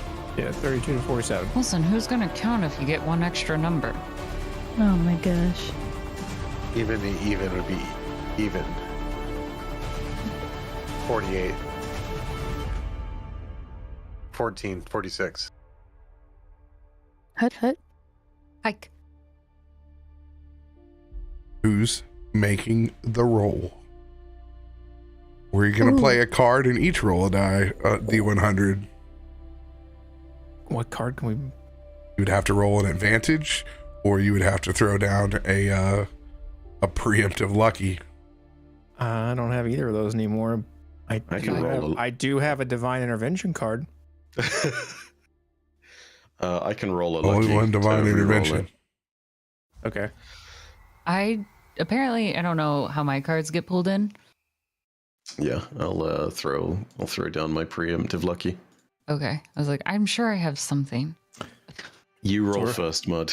No, same time, baby. Same time. Same time. Same Shit. time. All right, say when. 3, 2, 1, roll.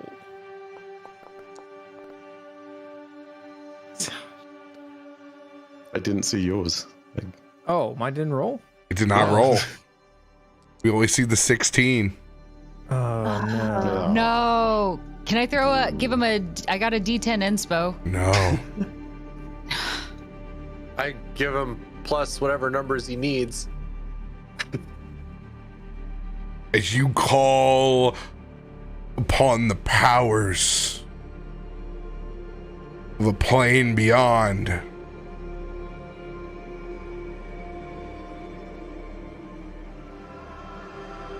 you think you have control here.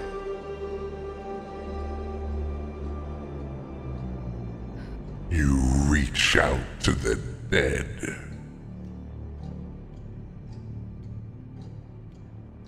But why call further? For we are already here.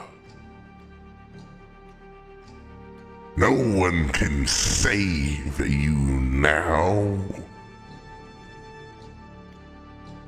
Or your family. They are ours to keep.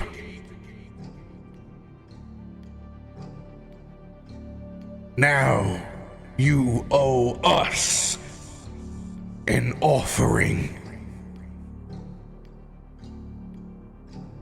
Your insults to the dead will not go uncounted. As they extend one hand that has a coin with a skull across it. You will offer us the living.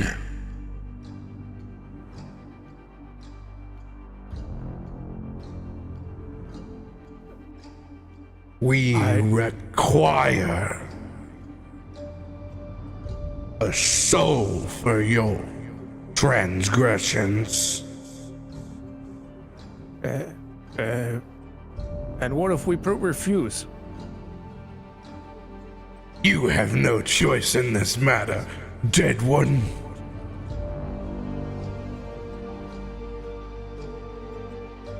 Didn't you just tell me there's always a choice?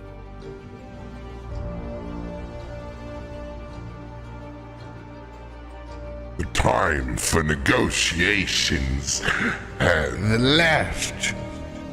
With your prayers.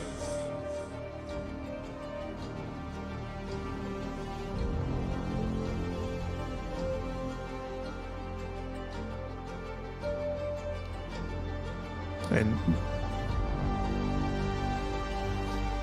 I'm gonna look at Zanryn again. Just what? How do we?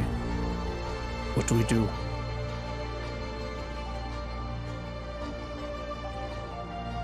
They're not the final authority on this, I know that much. But to say they aren't powerful would be wrong.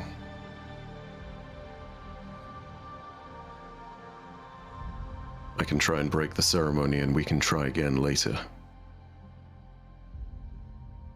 Or we can face this here and now.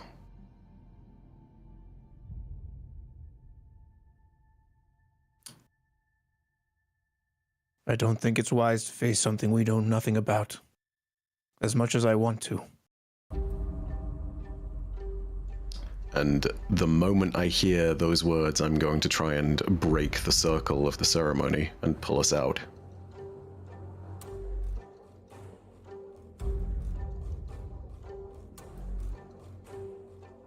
Roll a spell attack with disadvantage. Okay. Is it left control for disadvantage? Or is it... Yep. Double nat 20, here you go. Fine, we got this. Oh. What? You fucking called it! Oh my god, you manifested it, basically! What the fuck? Alright.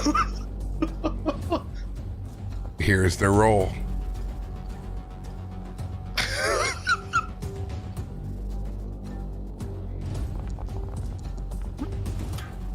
Bitch! Oh my god! Suck it. 19! That 20.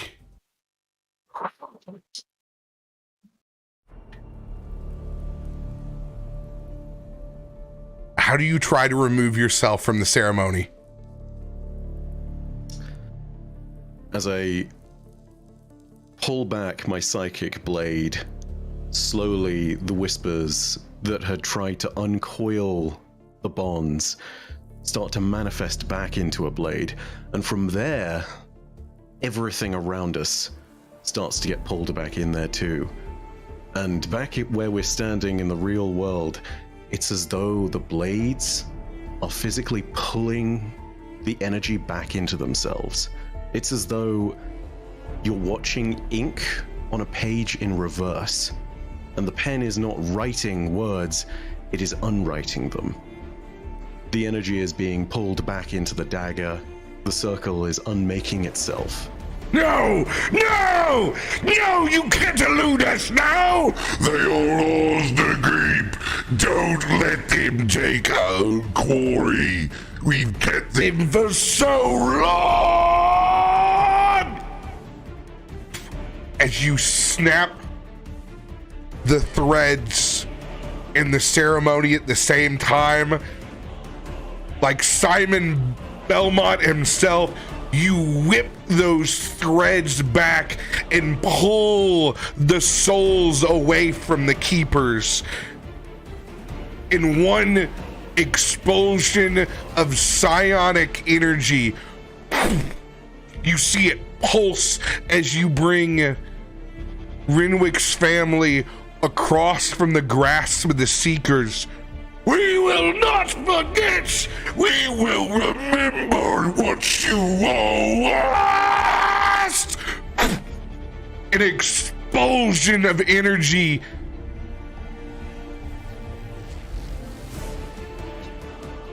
As you see Renwick, your family manifest before your eyes now.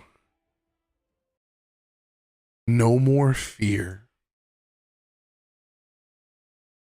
Their human faces, as you remember them, the paleness in their skin, just a bit of warmth as they float across and over to you.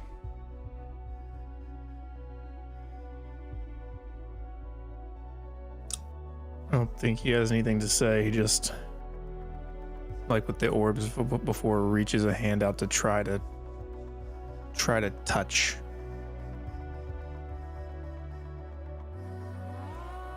And for just a moment, there is warmth there. There is physicality, there is presence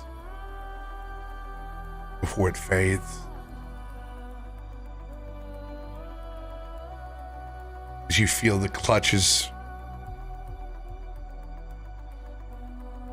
on the side of your leg, the brush of your wife's cheek across yours.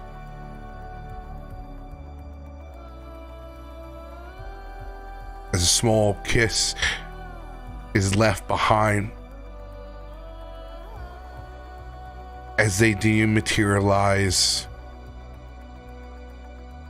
Zanryn, you see those small particles just absorb into Renwick's body. As you see a mild blush inside of a body that hasn't contained warmth in some time. That sense of dread, fear, gone from the room.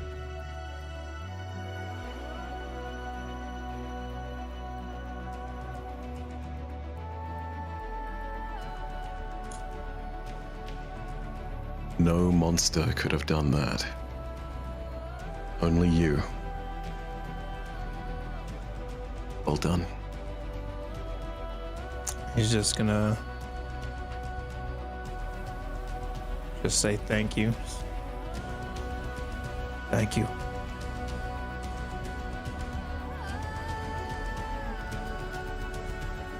Now,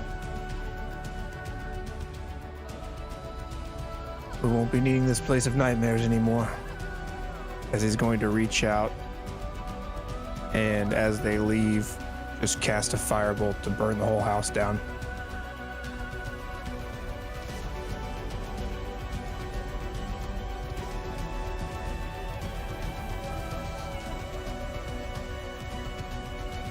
As you all walk away with long shadows, as this manor begins to collapse on itself and burn into the ground.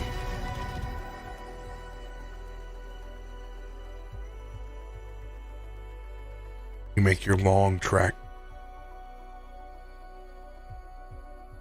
back to Waterdeep.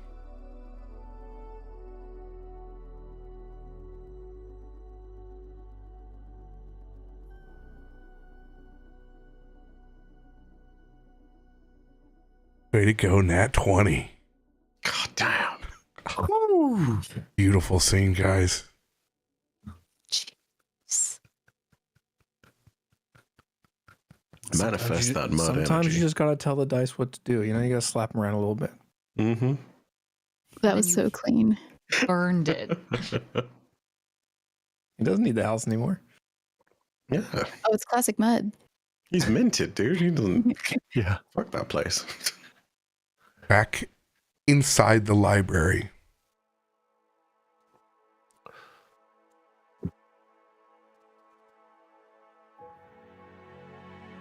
Just book one? Ketri will look and point to a whole stack of other books towards Nelson. Or book two. Nelson's eyes are fixed on the images he caught in the book on the ground.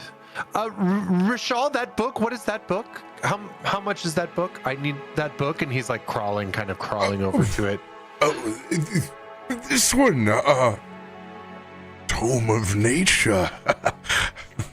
Quite old, actually. What do you say we call this even for my little secret? Gold is not an issue, I assure you. No, silence is at a premium. Please. But I have plenty of gold. No, I insist. Please. Ketri will hold out their hand. Gold? My pockets are heavy with all of this coin. Jeez. Maybe you could do me a favor. I haven't slept in days. Can you please lead it somewhere? It's clanking around this library endlessly, and I have to wake up and rearrange these structures that it's making. I can't handle it anymore. It's You don't want Ketri here, Nelson says maybe. No, it's little not too that. loud. I know that. Of course I did not. I'm losing my mind, Nelson. My stack's go unorganized by the day. This is organized by years of countless, and you can see it's yeah, but it's a work in progress. Like it's a nightmare library that's half put together, but it's added to the chaos of these stacks that Ketri has made. Nelson understands the situation fully and kind of like bolts to his feet, snatches the book, lets it disappear into his bag, turns his back on Rishal, and walks over to Ketri. Book? Ketri, would you like to maybe come with Thomas and I? We have more friends. We could learn many things. An independent study. Ketri Yes. would like to learn. A very good student. Oh, and this tomb would lead you far out from the city. See, the things that here grow far away from the library. Very far away from the library. Looking at Nelson. We go to forests? Potentially. I will go then. And Nelson suddenly finds himself picked up once again, and Ketri's holding you, ready to go. Like, I kind of imagine like on the shoulder. like Yeah, a just like, cheerleader got you. Situation. You can sit up here and I'm holding your legs. Yeah. We are the tallest things ever. You will have to duck to get out of this doorway. Yeah, how did Yeah. you get out of the building? I was about to say we're gonna lead like Juggernaut this or something. Yes. Leaving the weirdest silhouette ever. Good luck on your independent study. Spinning Yes. around very quickly. Ketri will return educated. Yes, and I will get back to organizing and sleeping. Oh dear God. Yes, picking up one random book before he leaves. I will book and puts it in his chest and then walks out with Nelson. Rickshaw hugs his stacks. I will never leave you again, my books. I will never leave you again, so unguarded. Just meandering these streets now, Ketri walks with purpose, but has no actual direction. He walks in the very center of the street, and you notice that he does not seem to move for anyone. Like Ketri, they just continue moving forward and are not afraid to bump into people. Oh, hey. That's where you're going. Oh, God. Very sorry. Very sorry. Hey, clean your, maybe we could slow it down. clean your a little bit. automaton. Good God. Its name is Ketri. Thank you, sir. We're Yeah. fine. Hello, I am Ketri. Yeah. Awesome. Can I steer Ketri with these branches and things Yes. that are... Okay. There's great. like some actual vines and what almost that it looks horn-like Yeah. coming out of his head. Some of it broken off, like broken branches, but you can hold on to all of these roots and vines, and you can try to use that to guide him in the process. Like a Guide them busted in the up druid process. crown. Yeah, we're gonna start driving Ketri to. Did we have plans to meet back up at some point? To meet back up with the Yes. others? Yes. Quick. So we're gonna drive back through town, headed back towards wherever that meeting point may have been, because I'm really not sure. Yawning portal, actually. We're heading towards the yawning portal. I knew. Excellent. And Ketri continues to walk forward. Not knowing where to go, but we'll follow the guidelines of the steering. Yeah. And we're trying to kind of like bob and weave gently through the crowd. Nelson kind of gets the feel of like, oh, we could slow down, speed up a little bit, you know. Ketri, you drive amazingly. Volkswagen, and he'll tap the logo on his chest.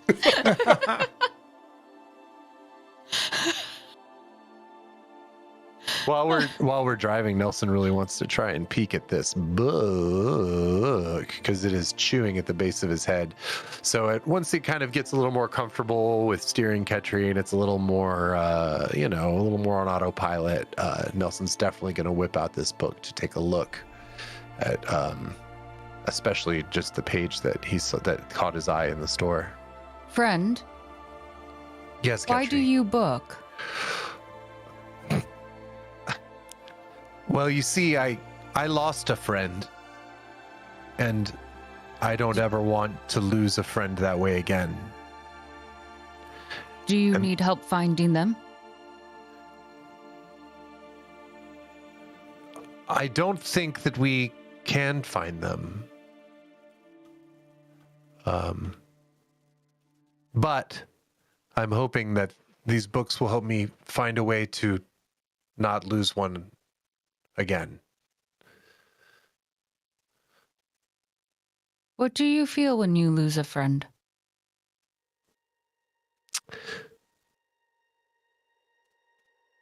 I will tell you the way that I lost my friend was one of the... It was the most powerless I've ever felt in my life. More powerless than I felt as a young child in the forest, lost.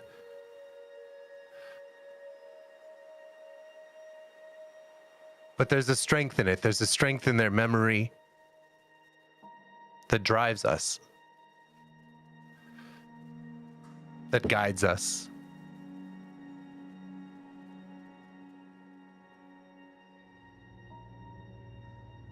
That helps us seek ways to become better and learn and honor that memory. So you learn for friends? Definitely, yes.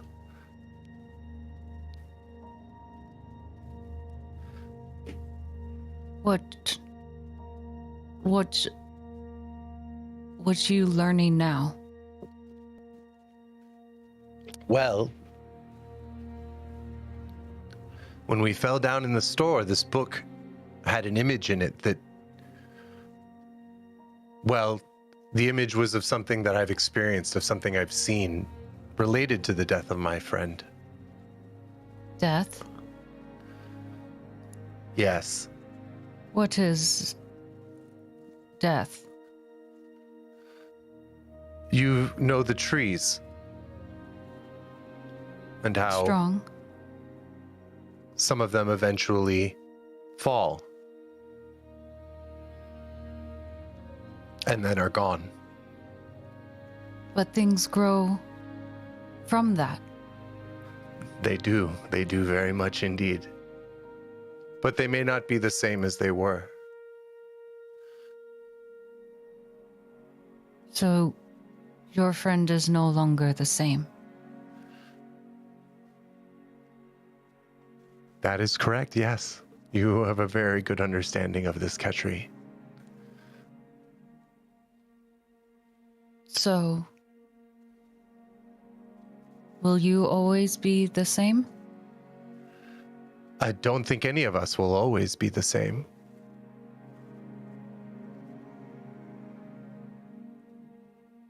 And that's a good thing.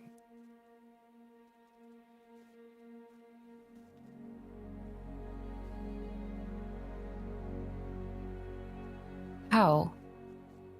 Can I ask, how old are you, Ketri? Do you know how long you've been yourself?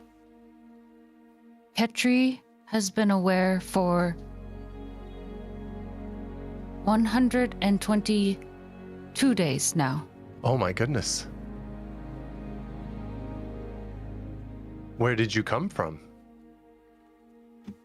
The forest. It was different. Not the same.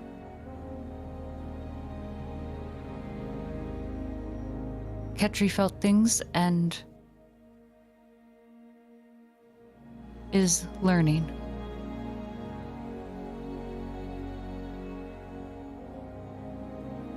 Like friend. Yeah, that sounds wonderful, Ketri. I'm excited to see where our learning takes us. Did Ketri die? Was dead? I don't think I can answer that question, Ketri. What do you think?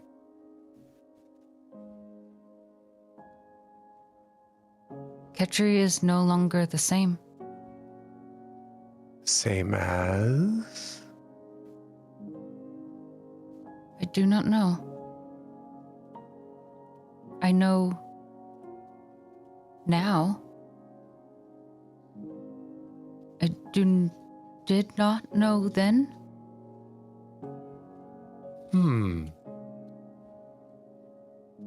That is different.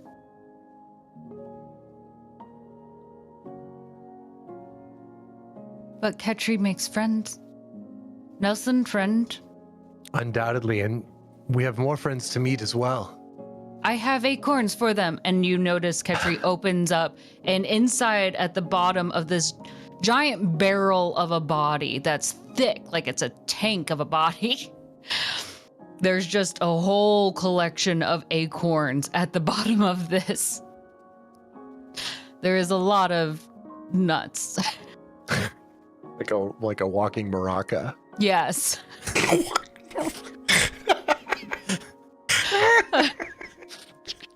He pulls out a handful of nuts. They're all very large, of course. For friends. I'm sure they will love them. And you see for a quick moment, he puts the rest inside except for one and pops out that walnut shell to throw one in and then replaces his eye yet again.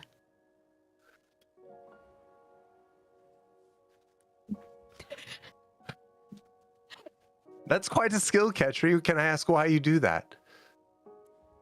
For a friend. Oh, yes. Does your friend have a name? And for a brief moment, Ketri gets very quiet in a moment of silence. Squirrel. Very fitting.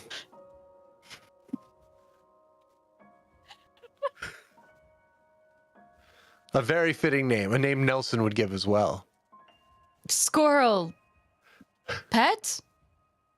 Like Thomas, friend. Yes. Excellent. Thomas looks back at you, Nelson, very confused.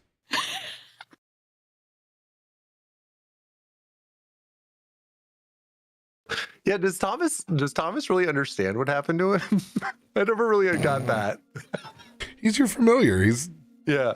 cool. He's just chill. He's so cool with whatever you do.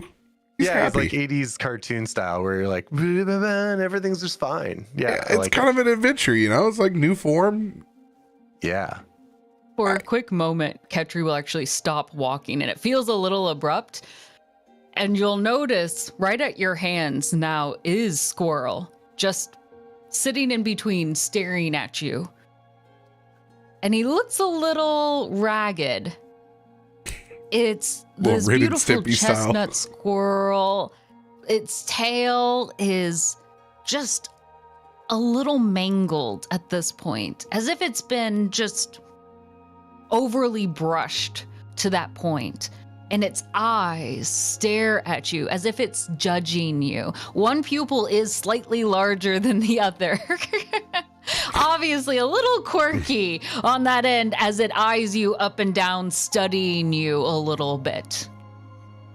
And then with almost a look of approval, it will nod and wave to you and then run back inside Ketri. And then presume walking yet again at the same very intense pace. A pace of purpose. Yes. Ketri does not stop.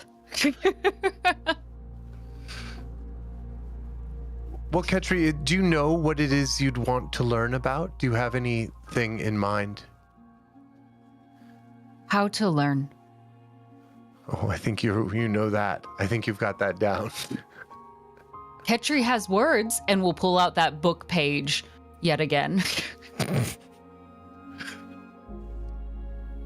I have words and we'll put them back in. You have words. I don't know what to do with words.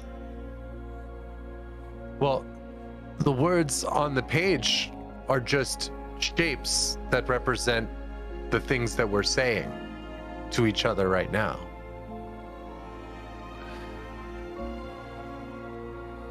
Ketri will pause again in the middle of the road. Probably some person behind them just runs right into them. Whoa! Not Hey, expecting. middle of the road. What are you doing? Well, we're learning. Thinking.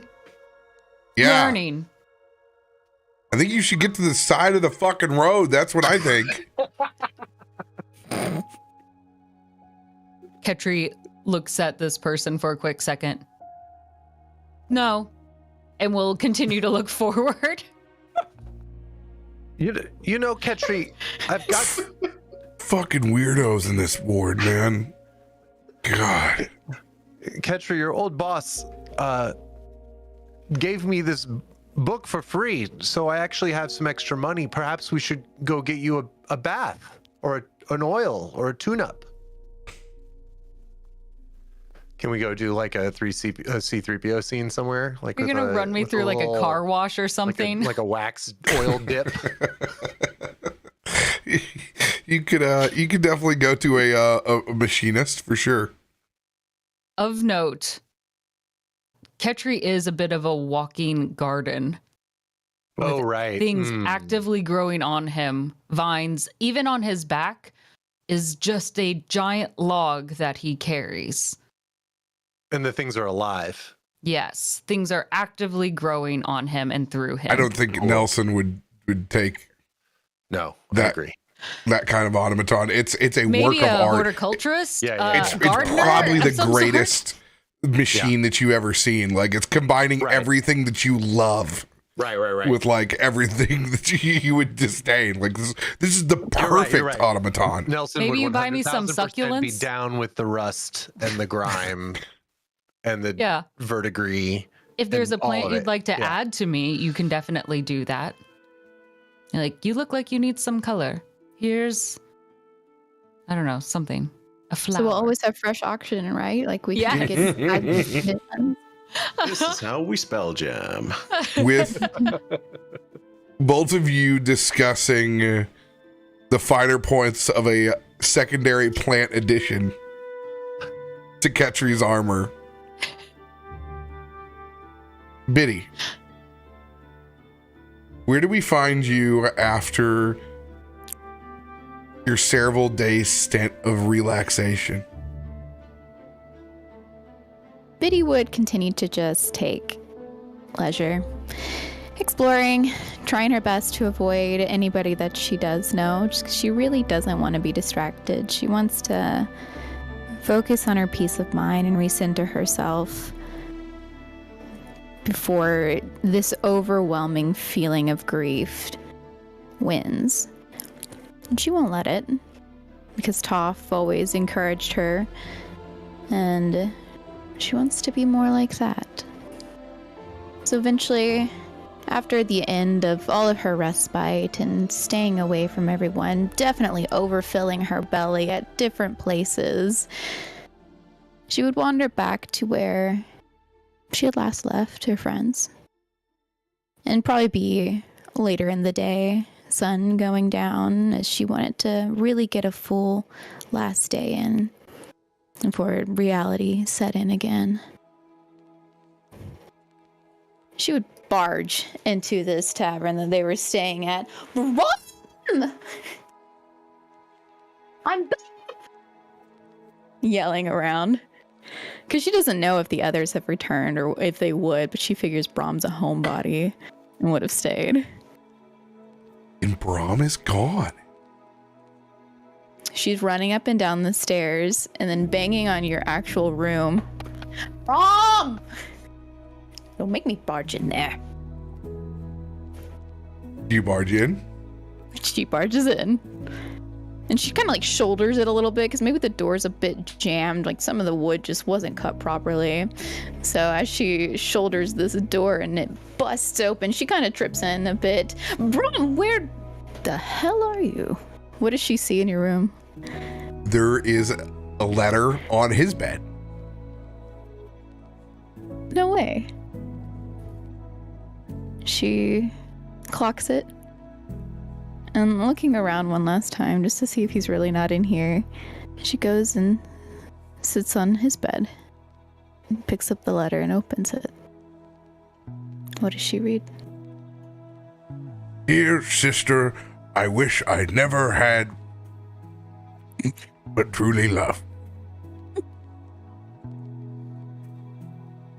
It was a kind surprise to find something so thoughtfully laid out for my hungover eyes. But you always have had a way with words.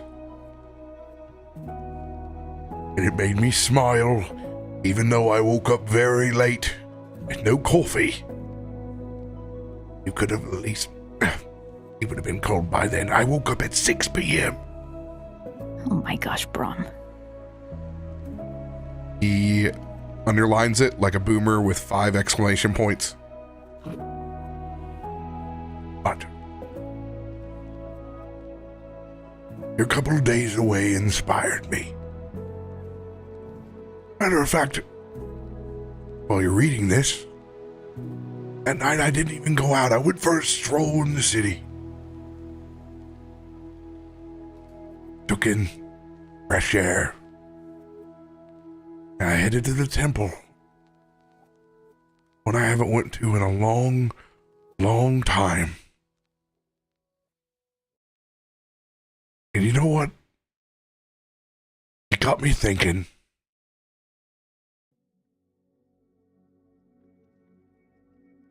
It got me thinking that it's time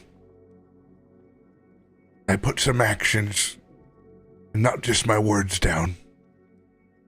I wrote some letters to my family. I haven't seen them in quite some time. But I don't think that's enough.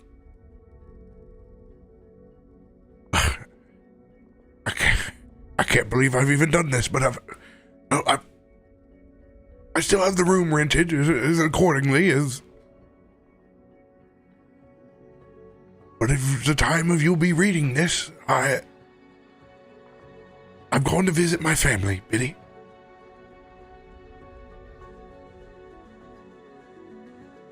It's time that I see the niece that I've never seen before. I'll be back. I promise I'll be back.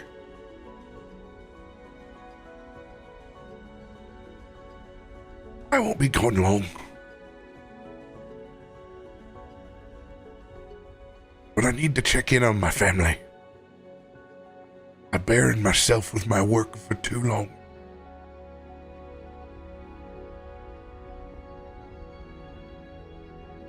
I want to thank you for that.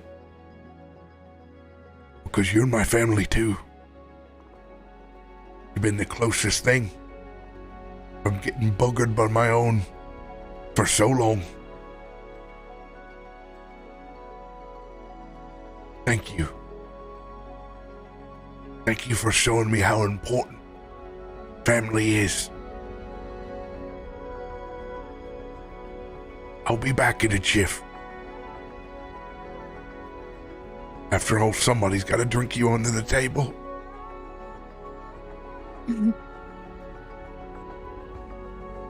Love you, sis.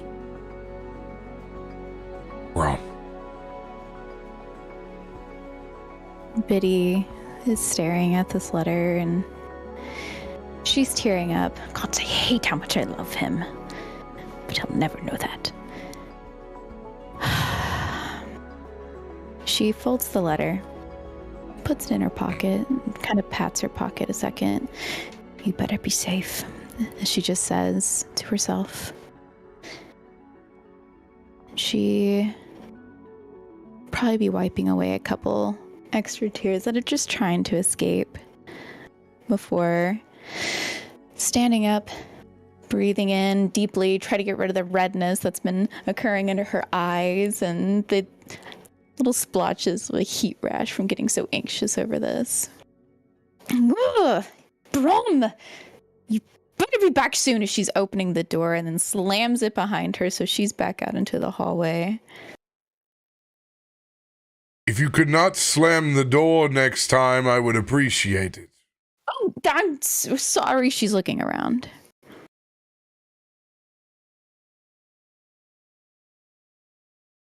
You don't see anything at all. What? Hello? She's kind of pacing slowly up and down this hall, looking around. I'm in here. Where? Is she able to tell? It's coming from Brom's room. She turns back and, staring at the door, her brow furrowing. There's no way. There's not. No, I'm just tired. I'm just tired. Probably should go and eat. She keeps looking at the door and trying to look away from it. She turns and walks back to the door, and this time more gingerly opens it, still with a bit more force, but to kind of crack it and look in. Hello?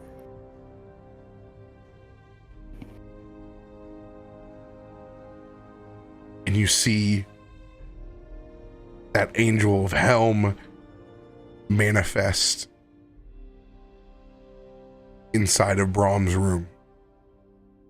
She As it busts that door open.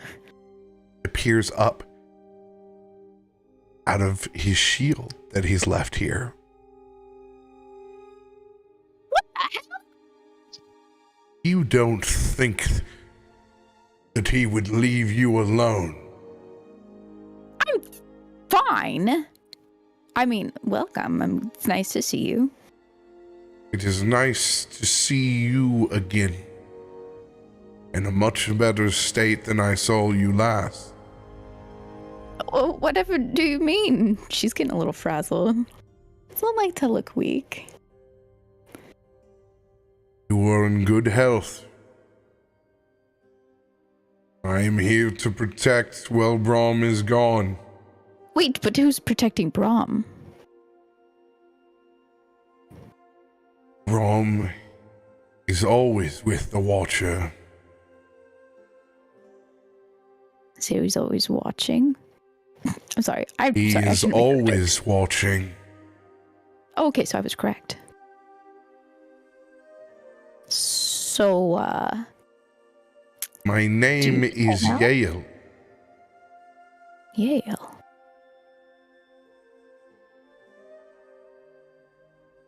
Interesting. Well, it's nice to meet you. Yale. A smile on his face. She's looking him up and down, absolutely trying to be discreet, like turning her head a little bit away. This is awkward. This is uncomfortable. I like this. I hate it at the same time. Why would Brom leave this here? Somewhere Brom has a big smile on his face. Oh, if I could only be in the room when she finds out. I I did this on purpose. So, What's up? Brom told me a few things about you. Oh, did he? Well, he's a liar. Absolutely not. It would be incorrect. I am great, thank you. Shall we, as you do, get to drink? What? Can you?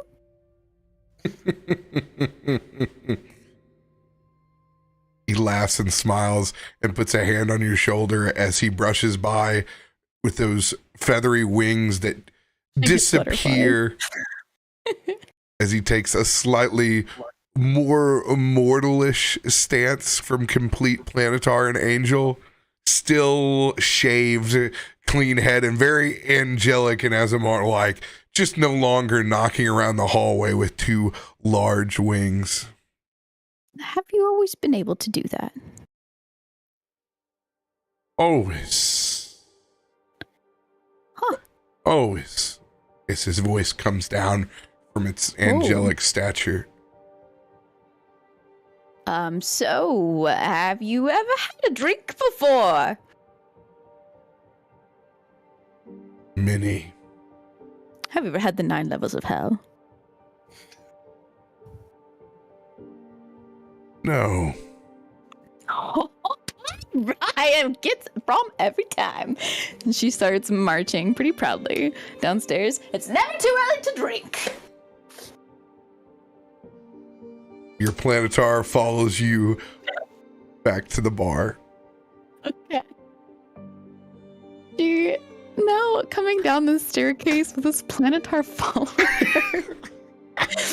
I don't know if the tavern keep is even gonna question where this guy came from. Nope. Oh. There's just a lot of eyes on your new friend as they walk past.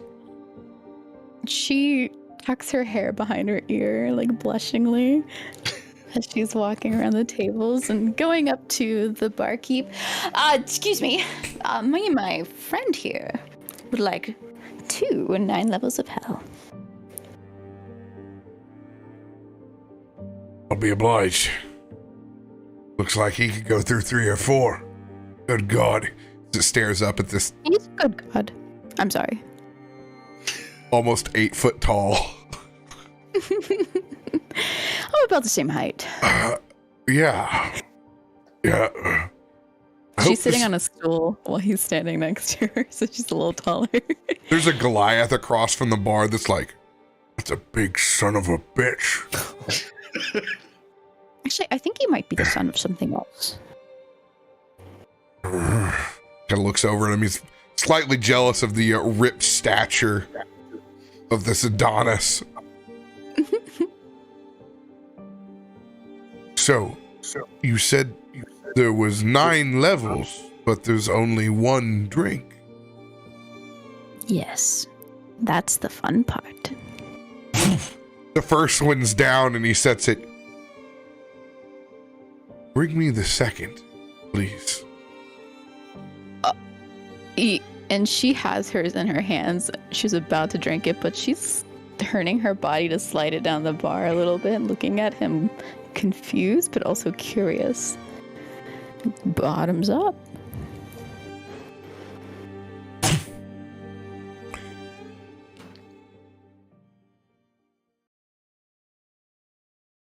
You have to make a con save.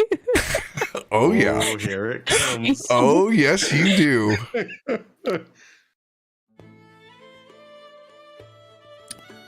I had to change characters just to beat you in a con save. 100%. That's it. That's it. Oh wait, did I get a drink too? Did I order another one? I guess. She probably would have. 100%. Actually, she would have been like, "Keep them coming." I'm going to point out, not only did you need to change characters, you needed to put on God mode. Where's So- Brom? He could have beat me this time. Dude, I don't know if I still... Watch I've it been be in that beaten one. so badly. Watch it. Oh my Oh god. my god! Well done, Planet Zanryn Brother. walks in at this exact moment, reaction silvery No, pop. I'm sorry. Oh my god, I joke. But got my oh my rope in goodness, I would. After a lengthy bout with all 9 hells.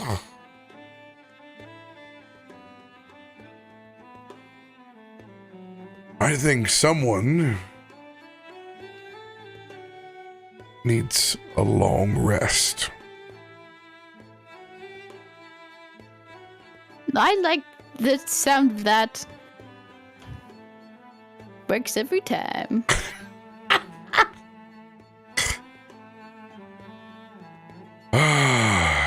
He warned me of this.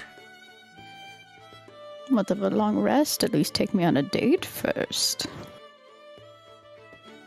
He just picks you up.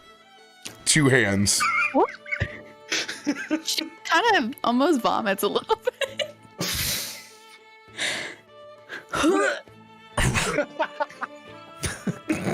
As everyone else back at the bar, you have been the story of the evening. The table, all the servers, they have been placing bets on how long their favorite table would last. As it begins the long march over to the stairs by the side, the tavern room is actually, woo! Yeah! As you get applause. She like points her finger in the air. As Yale takes you all the way back up to your room. Aw. And he tucks you in. She obliges so willingly. She almost kind of turns into like Flubber as he moves her around. 'Cause she's so lanky and lip and like, I'm so drunk, but it's fine. In the arms of an angel. So she's eating this up and giving a little cute little grin as she's getting tucked in, like where he goes from each side at the same time to make you look mummied. So she's got like a little gnome mummy body with her head on a pillow. After Yell tucks you in, he pulls what is the most ridiculously juxtapositioned rocking chair to his large body and pulls out a small pair of spectacles and begins to read you a story. What a gentleman angel.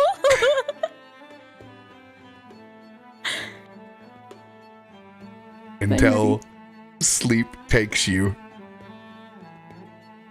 Wait, no, repeat that last part. And all in the realm shall be as it began. I like that part. Be as it began. And the two princes lived happily ever after. I love a good gay story.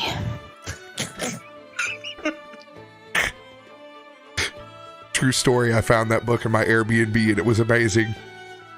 Hell Have you ever read the book The Boy and the Dragon Day? What is it called? I want to know. Yeah. She The princess those little and him fingers. saved the other prince, and it was amazing. It was so good. Yes. Hell yeah. She listens to these words and eats them up. And this time, as she's letting her body finally just feel full rest, no thoughts, no physical or mental pain, she just feels light and warm and at peace. And she gets some long rest. Damn, I need Brom to set me up on this thing. What the hell? Yo, consensual long rest is where it's at. Biddy got an angel. We got like a 6-headed spirit demon. To be fair, you went with Zanryn. He summons everything back. Yeah, That's true. No, this was That very follows. part of the course. Toff had to go Nothing find got him, but that it found Zanryn. Well,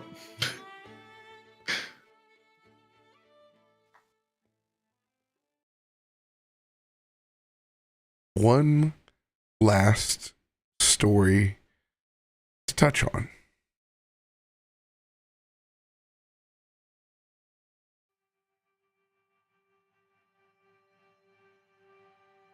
Reginald wipes away the sweat on his brow.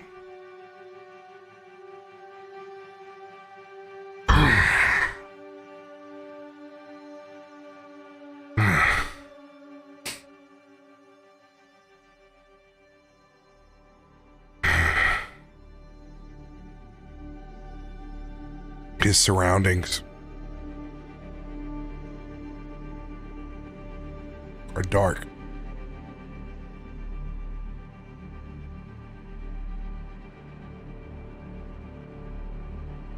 Can feel the heat of the molten lava from the Undermountain.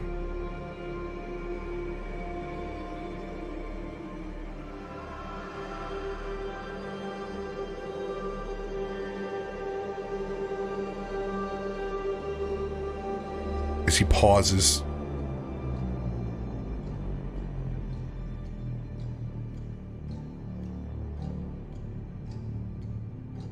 it's time to sever the string. Whatever's left.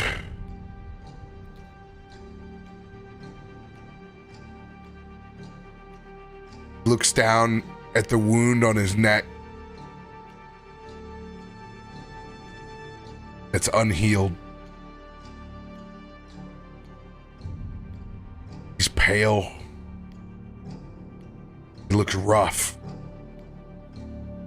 He's been going for 3 or 4 days now by himself.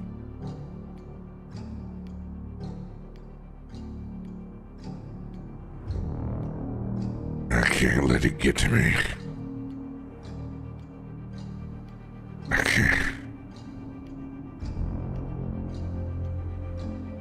can't let it get to me.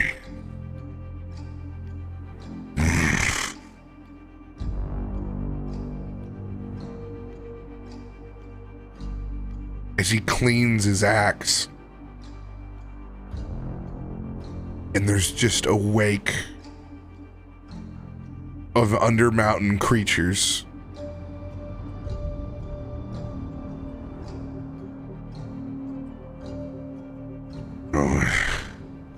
Don't let it consume you.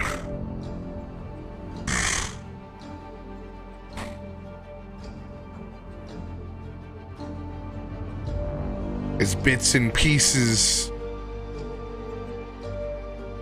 of his psyche are filled with rage,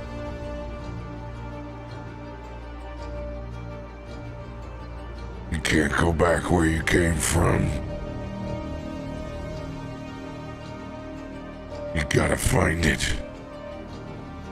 You gotta find it and kill it.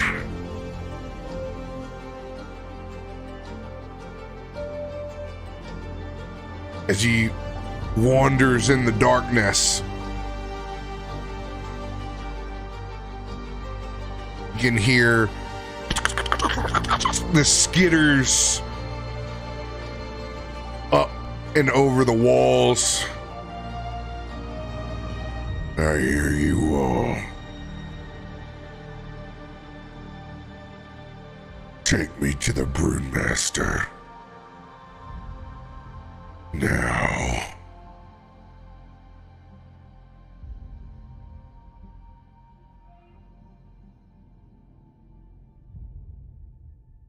And he continues to walk in the darkness to where those creatures lead him.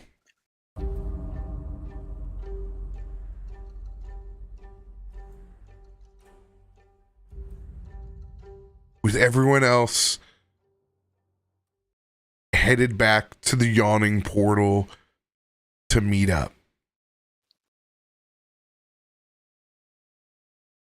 Nelson, you and Ketri have arrived first and some time ago. A chance to get a small bit of rest before the rest of the party arrived.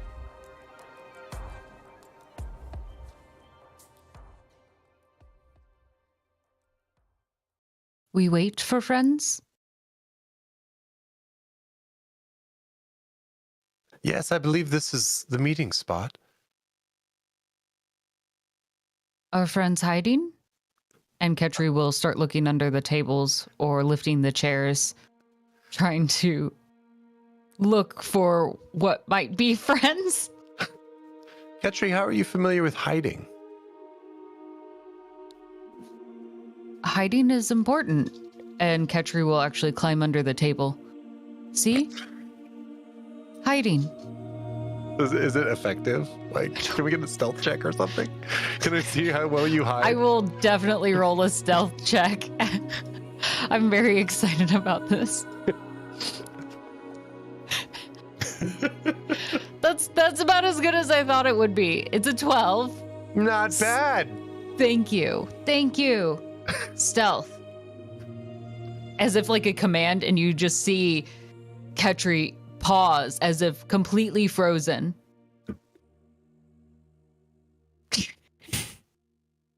Not moving, and will still be just underneath this table for now. Well, yes, that's excellent. That's very good. Do you remember where you learned how to hide? Everyone hides. Hiding's safe. Oh, it's like base programming. I'm assuming. Nelson, I need you to make a wisdom saving throw. Mm.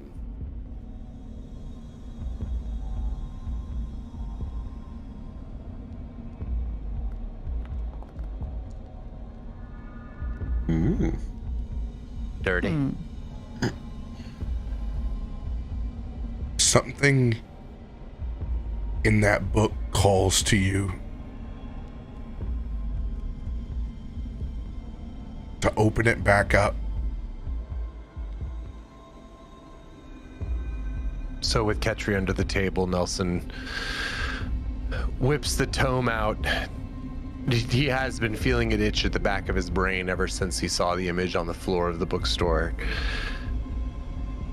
And he feels like the pages just kind of like guide him, like he's turning them, but he knows exactly where to go, how deep in the book to go. Excuse me. Oh, okay. I thought you were telling me to shut up. Oh, I hit the wrong button. You open up that page back to the Seum network, and you see the roots on the page coalesce in this dark soil. It begins to spell a word. And the word is... Mama. And that is where we will end this week. Oh no. Cool. Mama. Mushroom mama. Wow, you had a mommy and I got a daddy this session? What a blessing. What a bless. This worked out Treated well. so good. Best session You today. get a parent and you get a parents and you get Yeah, both of legal age.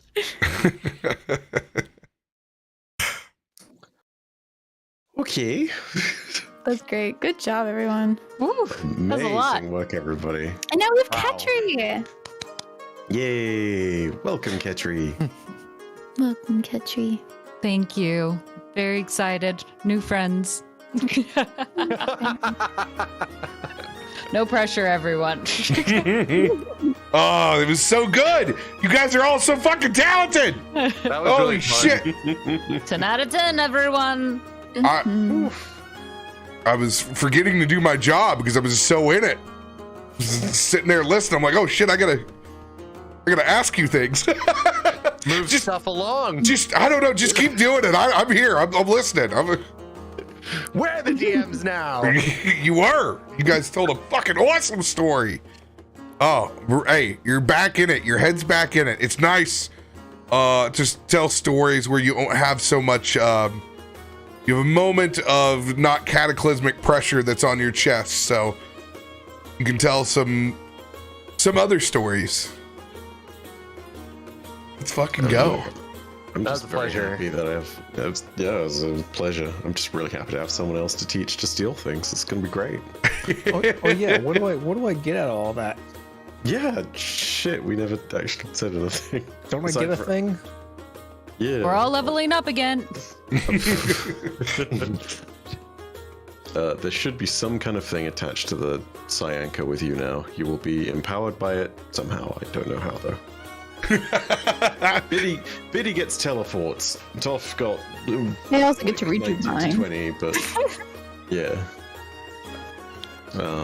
I do not know what your thing will be. That is RoBear's discretion.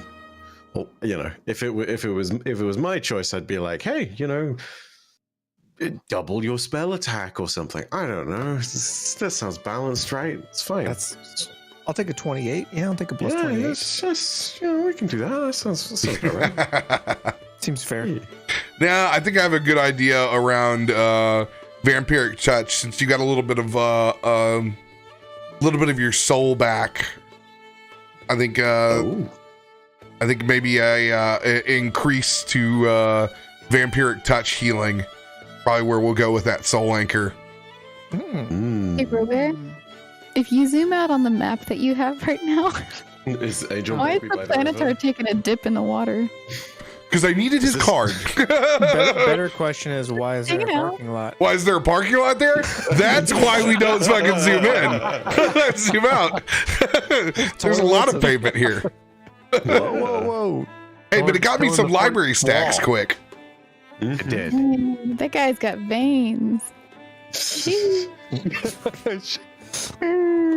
Sup, Biddy? Are we sure this isn't in Biddy's dreams now? Hey, I mean, Biddy dreams of parking lots.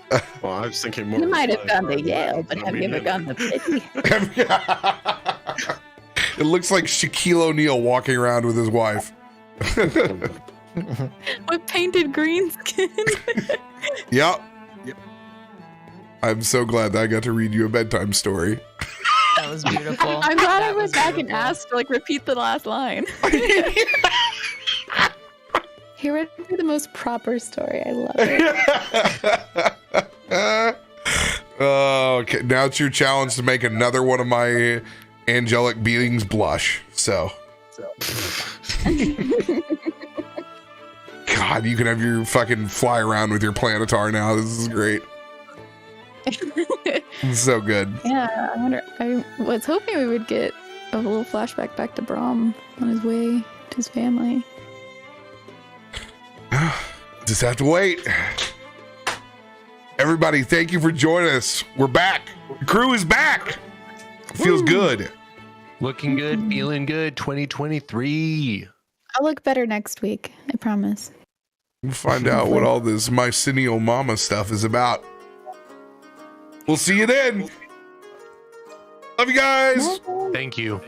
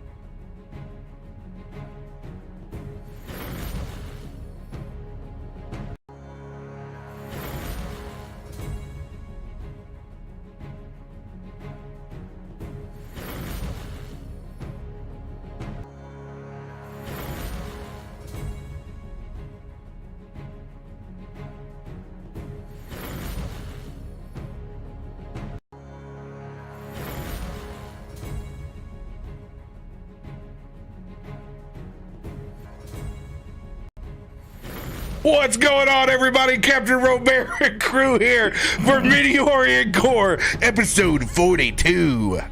First try. Hey, man. Been a while since everybody's been here. Gotta get creative, you know? I love it. Don't worry, everybody. Sam's here. Yeah. Just cast invisibility for the moment. Yeah. I just have the worst internet right now. I might reappear at some point. Welcome, everybody. Welcome, welcome, welcome. Happy Thursdays. It is Thursday. It is good to be on a Thursday. I remembered to pull my trash to the curb. It's been 2 weeks. It's terrifying. It's starting to warm up. That's not good. That's very gross. The good news is, as a bachelor, most of it is a